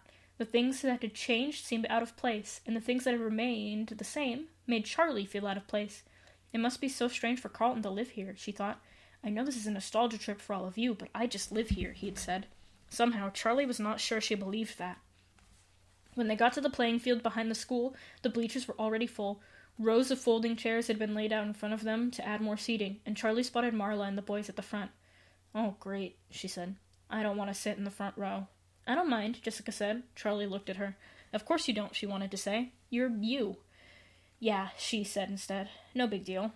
Half the town must be here," she observed as they made their way to the group where 2 seats had been saved. There was one open in the front row next to Carlton, and one behind it beside Marla. Jessica winked at Charlie and sat down next to Carlton. She leaned toward him, and they started whispering. Charlie repeated herself to Marla. "There's a lot of people here." "Yeah," Marla said. "I mean, it's a small town, you know. Michael's It was a big deal. Plus, his parents still live here. People remember. People remember, Charlie echoed softly. There was a small raised stage set up in front of them, with a podium and 4 chairs. Behind the chairs, a screen was suspended. Projected on it was a larger-than-life picture of Michael. It was a close-up, just his face. It was not the most flattering picture. His head was thrown back at an odd angle, his mouth open in laughter, but it was a perfect, joyful moment, snatched up and kept, not curated. He looked happy. Darn it, Marla said softly. Charlie looked at her. She was dabbing at her eyes with a tissue. Charlie put an arm around her. I know, she said. The sound system came on, and suddenly, with a whine that slowly faded, 4 people walked on stage. A heavy-set man in a suit who went straight to the microphone, an elderly woman and a couple, a man and a woman. The man in the suit stepped up to the podium, and the elderly woman sat down in one of the 4 chairs. The couple stayed back, but they did not sit. Charlie knew they must be Michael's parents, but she didn't recognize them. When she was young, they had just been parents, a species that was for the most part unremarkable. She realized suddenly that she didn't even know their names. Michael's parents had not gone out of their way to interact with their son's friends, and Charlie had literally spoken to them as Michael's mom and Michael's dad, as if those were appropriate forms of address. The man at the podium introduced himself as the school's principal. He said a few things about loss and community and the fleeting preciousness of youth. He talked briefly about Michael's kindness, his artistic talent, and the impression he made, even as a small child, on everyone he met. It was true, Charlie reflected. Michael had been an unusually charismatic child. He wasn't exactly a leader, but they all found themselves wanting to please him, to make him smile, so they often did things they knew he wanted to do just to make him happy. The principal finished and introduced Michael's parents, Joan and Donald Brooks. They stood at the podium awkwardly, each looking from face to face in the crowd, as if they were not sure how they'd gotten here. Finally, Joan stepped forward. It feels strange to be up here, was the first thing she said, and a murmur of something like agreement swept quietly through the crowd. We are so grateful to all of you for coming, especially those of you who came from out of town. She looked directly at the front row, talking to Charlie and the others. Some of Michael's friends have come from all over, and I think that is a testament to who he was, that 10 years later, with your lives on new paths, moving on a whole new stage of life. So close to the stage, Charlie could see she was about to cry, tears wavering in her eyes, but her voice was steady. We're grateful you are here. We wanted to give Michael a legacy with this scholarship, but it is clear that he already left one, all on his own. Marla grabbed Charlie's hand, and Charlie squeezed back. I want to say, Joan continued, something about the families who are not here. As we all know, Michael was not the only child lost during those terrible few months. She read out 4 more names, 2 girls and 2 boys. Charlie glanced at Marla. They all knew there had been other children, but Michael's death had loomed so great in all their lives that they'd never even talked about the other victims. Now Charlie felt a pang of guilt. To someone, those little girls and boys had been as vital as Michael. To someone, their losses had meant the end of the world. She closed her eyes for a moment. I can't mourn everyone, she thought. No one can. Joan was still talking. Although their families had moved on to other places, those young boys and girls will always have a place in our hearts. Now I would like to call to speak a young man who is particularly close to my son. Carlton, if you would. They all watched in surprise as Carlton stood and climbed up the podium. Joan hugged him tightly and stayed close behind him as he pulled a crumpled piece of paper from his pocket. He cleared his throat, looked over the heads of the crowd, and then crumpled the paper up again and put it back in his pocket. I don't remember as much about Michael as I should, he said finally. Too much of those years is a blur. I know we met when we were still in diapers, but I don't remember that, thankfully. There was a soft titter through the crowd. I do know that as far back as I have memories, Michael's in them. I remember playing superheroes, drawing, which he was so much better at than me. And as we got older, I remember, playing superheroes and drawing. What I really remembered, though, is that my days were always more exciting when he was in them. He was smarter than me. He was always the one coming up with new ideas, new ways to get in trouble. I'm sorry about those lamps, by the way, Mrs. Brooks. If I'd jumped the way Michael said, I probably would have only broken one. Donald laughed, a gulping, desperate sound. Charlie shifted uncomfortably and pulled her hand from Marla's with an apologetic half-smile. Their grief, naked, was too much to watch. It was raw, an open wound, and she could not stand to look. Carlton came back to sit down with them. Michael's grandmother spoke, and then his father, who had recovered enough to share a memory of taking his son to the first art class. He told the crowd about the scholarship for a graduating senior who has demonstrated both excellence and passion in the arts, and announced that the winner of the first one, Anne Park, a slight Korean girl who'd come up to the stage to accept her plaque and hugs from Michael's parents. It must have been strange for Anne, Charlie thought, her honor so overshadowed by its origins. But then she realized Anne must have known Michael too, however much in passing. After the ceremony, they went to say hello to Michael's parents, hugging them and making sounds of condolence. What do you say to someone who has lost a child? Can it be any easier? Can 10 years make a difference? Or do they wake up each morning as fresh with grief as the day he died? On a long cafeteria table by the stage, pictures and cards were collecting slowly. People had brought flowers, notes to Michael's parents or to him.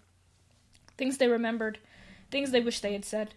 Charlie went over and browsed through the notes. There were pictures of her and the others as well as of Michael. It shouldn't have surprised her. They were all together constantly, as a group were in rotating groups of 2 and 3. She saw herself in the middle of a pose. Michael, John, and she, all covered in mud, with Jessica beside them, still perfectly clean, refusing to go near them. Charlie smiled. That looks about right. In another, a 5-year-old Marla struggled to support the weight of her newborn little brother, with Lamar peering suspiciously at the tiny thing over her shoulder. Some of Michael's drawings were there, too, crayon scribbles, professionally incongruously framed. Charlie picked one up, a drawing of what she supposed was a T-Rex stomping through a city. It was actually, she realized now, almost amazing how talented he was. While she and the others were scribbling stick figures, Michael's drawings looked realistic, sort of. That's really good, John said over her shoulder. Charlie startled. He scared me, she said. Sorry. Charlie looked back at the drawing. Whatever it was better than she could draw now. Suddenly her chest tightened, gripped with loss and rage. It wasn't just that Michael died young. It was what that truly meant. He had been stopped in his tracks, years, decades of his life snatched and torn violently from him. She felt herself well up with youthful indignation, as if she were a child again, wanting only to whine, "It's not fair." Taking a deep breath, Charlie set the picture down on the table and turned away. The gathering was continuing, but she needed to leave. She caught Marla's eye, and Marla, as scarily intuitive as always, nodded and caught Lamar's sleeve. From their various vantage points, they all headed for the parking lot. No one seemed to notice their departure, which made sense, except for Carlton. They were all strangers here. In the lot, they stopped by Marla's car. She had somehow called down a miracle and found space right next to the school. "Can I play my game now?" Jason said immediately, and Marla found her keys in her purse and handed them over. "Don't drive away," she warned. Suddenly Marla grabbed her brother and pulled him close, hugging him to her for a long minute. "Geez, I'm only going to the car," he muttered when she let him go. "Yeah, maybe I should let you drive away," she said, giving him a little push. She cleared her throat. "So, are we going to Freddy's?" she said. They all looked at one another. "Yeah," Charlie said.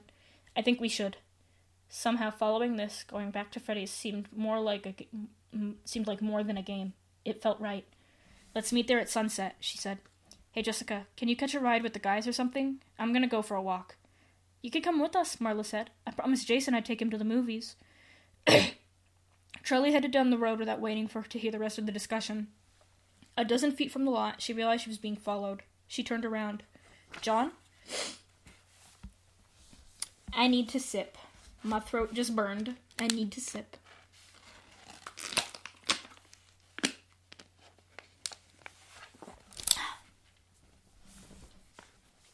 "Do you mind if I come? You're going to your old house, right?" "How did you know that?" "It's the only interesting thing out this way.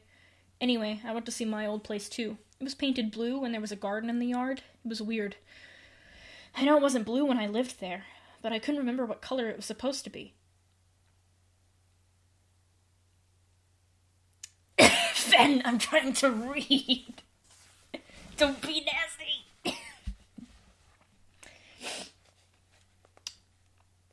Her house, her father's house. It was private. She thought of the first time John had seen the toys, his fascination, an interest that was all his, that had nothing to do with pleasing her. She relented. "Okay, you can come." "Is it—" he hesitated. "Is it different?" "It's really not," Charlie said. It wasn't quite true, but she wasn't sure how to explain the thing that had changed. They walked together for the better part of 3 miles, away from town and down old roads, first paved, then gravel. As they neared the place, they left the roads. Stop! Okay. They walked together for the better part of 3 miles, first paved and gravel. As they neared the place, they left the roads, ascending the steep incline of a hill overrun with brush and trees that should have been trimmed or cut down ages ago. 3 rooftops peeked over the leaves, scattered widely over the hill, but no one had lived in these houses in a long time. At last they walked up the driveway, and John stopped short, staring up at the house. I thought it would be less intimidating, he said softly. Impatient, Charlie took his arm for a second and pulled him away, leading him around the side of the house. It was one thing for him to be here with her, but she was not quite ready to let someone else inside. She wasn't even sure she wanted to go inside again anyway. He followed her without protest, as if aware that they were in her territory, and she would decide where they went.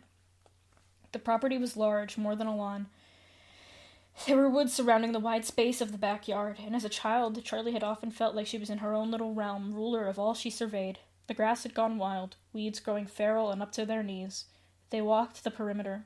John peered into the woods, and Charlie was struck by her old childhood fear, like something out of a fairy tale. "Don't go into the woods alone, Charlotte," her father warned. It was not sinister, just a parent's warning. Don't get lost. Like telling her not to cross the street without holding someone's hand, or not to touch the stove when it was hot. But Charlie took it more seriously. She knew from her storybooks, as all children did, that the woods contained wolves and more dangerous things. She caught John's sleeve. "Don't," she said, and he pulled back from the woods, not asking why. Instead, he went to a tree in the middle of the yard and put a hand on it. "Remember that tree?" he asked, smiling, something a little wicked in his voice. "Of course," Charlie said, walking over. "It's been here longer than I ever was." But he was looking at her, waiting for more, and suddenly she remembered. It had been a sunny day, springtime. They were 6 years old, maybe. John was visiting, and they were playing hide-and-seek, half-supervised by Charlie's father, who was in his garage workshop, absorbed in his machines. The door was open, so he would notice if someone screamed, but short of that, the outdoors was their own. John counted to 10, eyes covered, facing the tree that was home base. The yard was wide and open. There were not many places to hide, so Charlie, buoyed up by the excitement of the game, dared to hide behind the forbidden edge of the woods, just barely past the tree line. John searched the other places first, behind her father's car, in the corner where one part of the garage jutted out, the space beneath the porch where a child could just barely crawl. He realized where she must be, and Charlie braced herself to run as he began to walk to the edges of the yard, darting into the woods and out again, looking behind trees. When at last he found her, she took off, tearing across the lawn to the home-base tree. It was just behind her, so close he could almost touch her, and she sped on, staying out of reach. Ah! Hit my mic. Whoops. Sorry.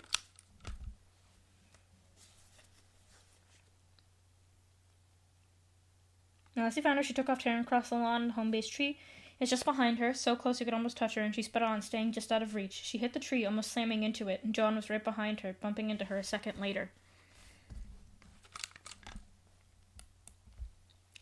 They were both giggling hysterically, and then they stopped at the same moment, still gasping to catch their breath. "Hey, Charlotte," John said, stressing her name in a mocking tone he always used. "Don't call me that," Charlie said automatically. "You ever see the grown-ups kiss?" He picked up a stick and started digging at the tree bark, like he was more interested in that than her answer. Charlie shrugged. "Yeah, I guess so. Want to try it?" He still wasn't looking at her. His face was streaked with dirt like it often was, and his hair was sticking out in all directions, a twig caught and above his forehead. "Gross," Charlie said, wrinkling her nose. Then after a moment, "Yeah, okay." John dropped the stick and leaned toward her, his hands behind his back. Charlie closed her eyes, waiting, still not entirely sure what she was supposed to do. "Charlotte!" It was her father. Charlie jumped back. John's face was so close to hers that she banged into him with her forehead. "Ow!" he yelled, clapping a hand to his nose. Charlie's father came out from the side of the tree. "What are you two up to? John?" He pried John's fingers away from his nose. "You're not bleeding. You'll be fine," he said.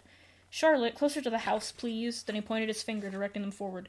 "John, it looks like your mom is here anyway." He walked ahead of them, toward the driveway where her car had just pulled in. "Yeah, okay." John trotted off toward the driveway, turning once to wave at Charlie. He was grinning like something wonderful had happened, although Charlie was not quite sure what it was. "Oh my," Charlie said now, covering her face, sure it was bright red. When she looked up again, John was grinning, that same satisfied 6-year-old grin. "You know, my nose still hurts when it rains," he said, touching a finger to it. "It does not," Charlie said. She leaned back against the tree. "I can't believe you tried to kiss me. We were 6! Charlie stared at him accusingly. "Even the littlest heart wants what it wants," John said in a mock romantic voice. But there was an edge of something real in it, something not well enough hidden. Charlie realized suddenly that he was standing very close to her. "Let's go see your dad's workshop," John said abruptly, too loud, and Charlie nodded. "Okay." She regretted it as she said it. She did not want to open the workshop door. She closed her eyes, still leaning against the tree. She could still see it. It was all she could see when she thought of that place. The twitching, malformed metal skeleton in its dark corner, with its wrenching shutters and its blistering silver eyes. The image welled up in her head until it was all there was. Memory radiated a cutting anguish, but she did not know who it belonged to the thing, to her father, or to herself. Charlie felt a hand on her shoulder and opened her eyes. It was John. frowning at her like he was worried. "Charlie, are you okay?" "No." "Yes," she said. "Come on. Let's go see what's in the workshop." It was not locked, and there was no real reason it should be, Charlie thought. Her eyes went first to the dark corner. The figure was not there. There was a weathered apron hanging in its place, the one her father had worn for soldering, and his goggles next to it, but there was no sign of that uncanny presence. Charlie should have felt relief, but she didn't, only a vague unease. She looked around.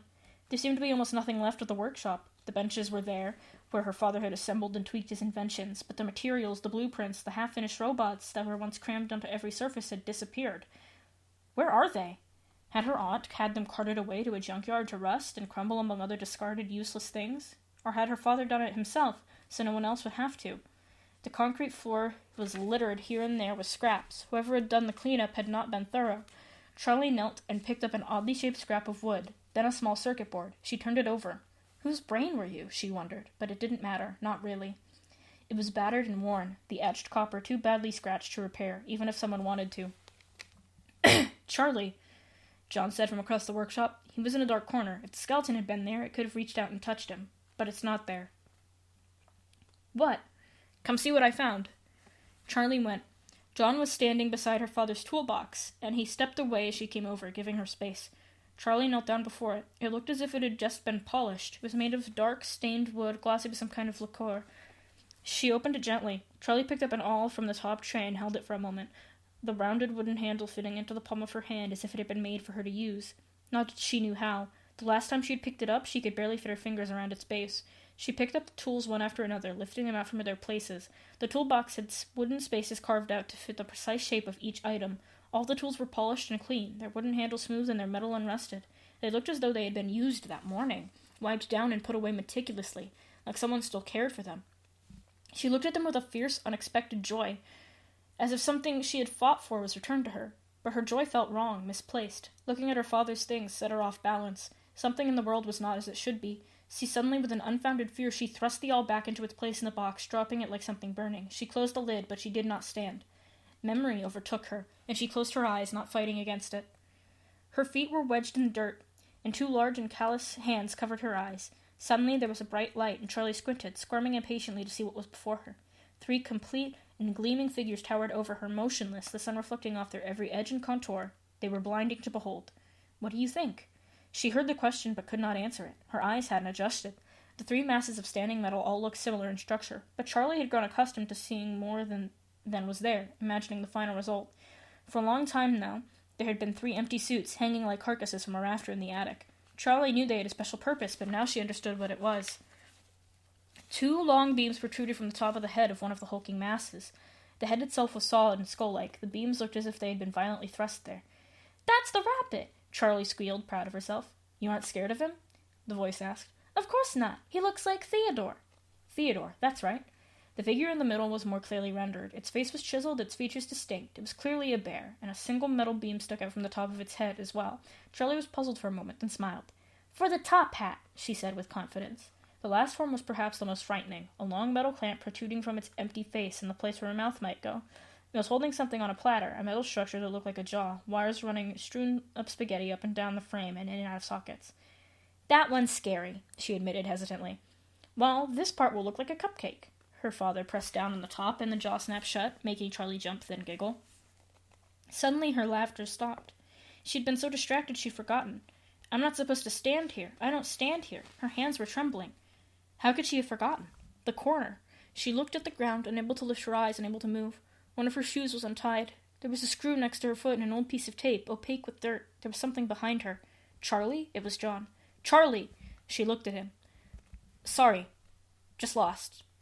This place." She stood and took a step forward, positioning herself in the place she remembered. She glanced behind her as if the memory might manifest. The corner was empty. There was nothing. She knelt again and put her hand on the ground, fishing around until she found a small screw in the bare dirt. She palmed it, then looked closer. There were small holes in the dirt, exposed when she moved the loose dirt. Charlie ran her fingers over them thoughtfully. "Charlie, I have to tell you something." There was something urgent in John's voice. Charlie looked around the workshop and stood up. "Can we go outside?" she said. "I can't breathe in here." "Yeah, of course," he said. He followed her round to the yard and back to the hide-and-seek tree. She was tired, a wrung-out exhaustion deep inside. She would be fine in a minute, but she wanted a place that held on only silly childhood memories. She sat down on the grass, leaned against the trunk, and waited for John to talk. He settled himself cross-legged in front of her, a little stiffly, smoothing his pants, and she laughed. "Are you worried about getting dirty?" "Times change," he said with a wry smile. "What do you have to tell me?" she asked, and his face grew serious. "I should have said something a long time ago," he said. When something happens like that, you don't trust your memory, you don't trust your own mind." "What are you talking about?" Charlie said. "Sorry." He took a deep breath. "I saw someone that night, the night Michael disappeared." "What do you mean? Remember when we were sitting at the table by the stage and the animals started going crazy?" "I remember," Charlie said. It had been bizarre, their movements upsetting. They were moving too fast, bending and spinning, cycling through their limited programmed moves over and over. They seemed frantic, panicked. Charlie was mesmerized. She should have been afraid of them, but she was not. She saw in their juddering motion a kind of desperation. She was reminded for a moment of dreams of running, dreams when the world depended on her going just 10 steps forward, yet her body could only move in slow motion. Something was wrong, terribly wrong. Chaotically, violently, the animatronic animals on stage thrashed robotic limbs in all directions, their eyes rolling in their sockets. "What did you see?" Charlie said to John now, shaking her head as though she could not get rid of the image. "There was another mascot," he said. "A bear. Freddy." Charlie interrupted without thinking. "No, not Freddy." John took her hands as if trying to calm them both, but he let go before he spoke again. "It was standing right near us next to our table, but it wasn't looking at the stage like everyone else does. That technician came over, remember? And even he was watching the animatronics. I guess he was trying to figure out what was happening. I looked over at the mascot, and it looked back at me." He stopped. "John, what?" Charlie said impatiently. "Then the animatronics on stage stopped moving, and I looked over at them, and when we all turned back around, Michael was gone. And so was the mascot." Charlie stared at him in disbelief. "You saw the kidnapper," she said. "I don't know what I saw," John said. "It was all chaos. I didn't even think about it. I didn't make the connection. It was just another animal at Freddy's. I didn't think about who might have been inside it. I was a kid, you know? You figured that the grown-ups already know everything, you know." "Yeah," Charlie said. "I know. Do you remember anything? What the person looked like?" John was staring up at the sky, as if he were seeing something Charlie could not. "Yeah," he said. His voice was deliberate, steady. "The eyes. They were all I could see, but I still see them sometimes, like they're right there in front of me. They were dead." "What?" "They were dead, just dull and flat, like they still moved and blinked and saw, but whatever was behind them had died a long time ago." He fell silent. It was growing dark. There was a bright, almost unnatural streak of pink across the western sky, and Charlie shivered. "We should go get the car," she said. "It's almost time to meet everyone." "Yeah," John said, but he didn't move right away, still staring in the distance. "John, we have to go," Charlie said. He seemed to come back to himself slowly. "Yeah," he said. "We should go." He got up and brushed off his pants, then grinned at Charlie. "I'll race you," he said, and took off running. Charlie chased after him, her feet pounding the asphalt, her arms swinging free. That's chapter 3. Now I need to take another break.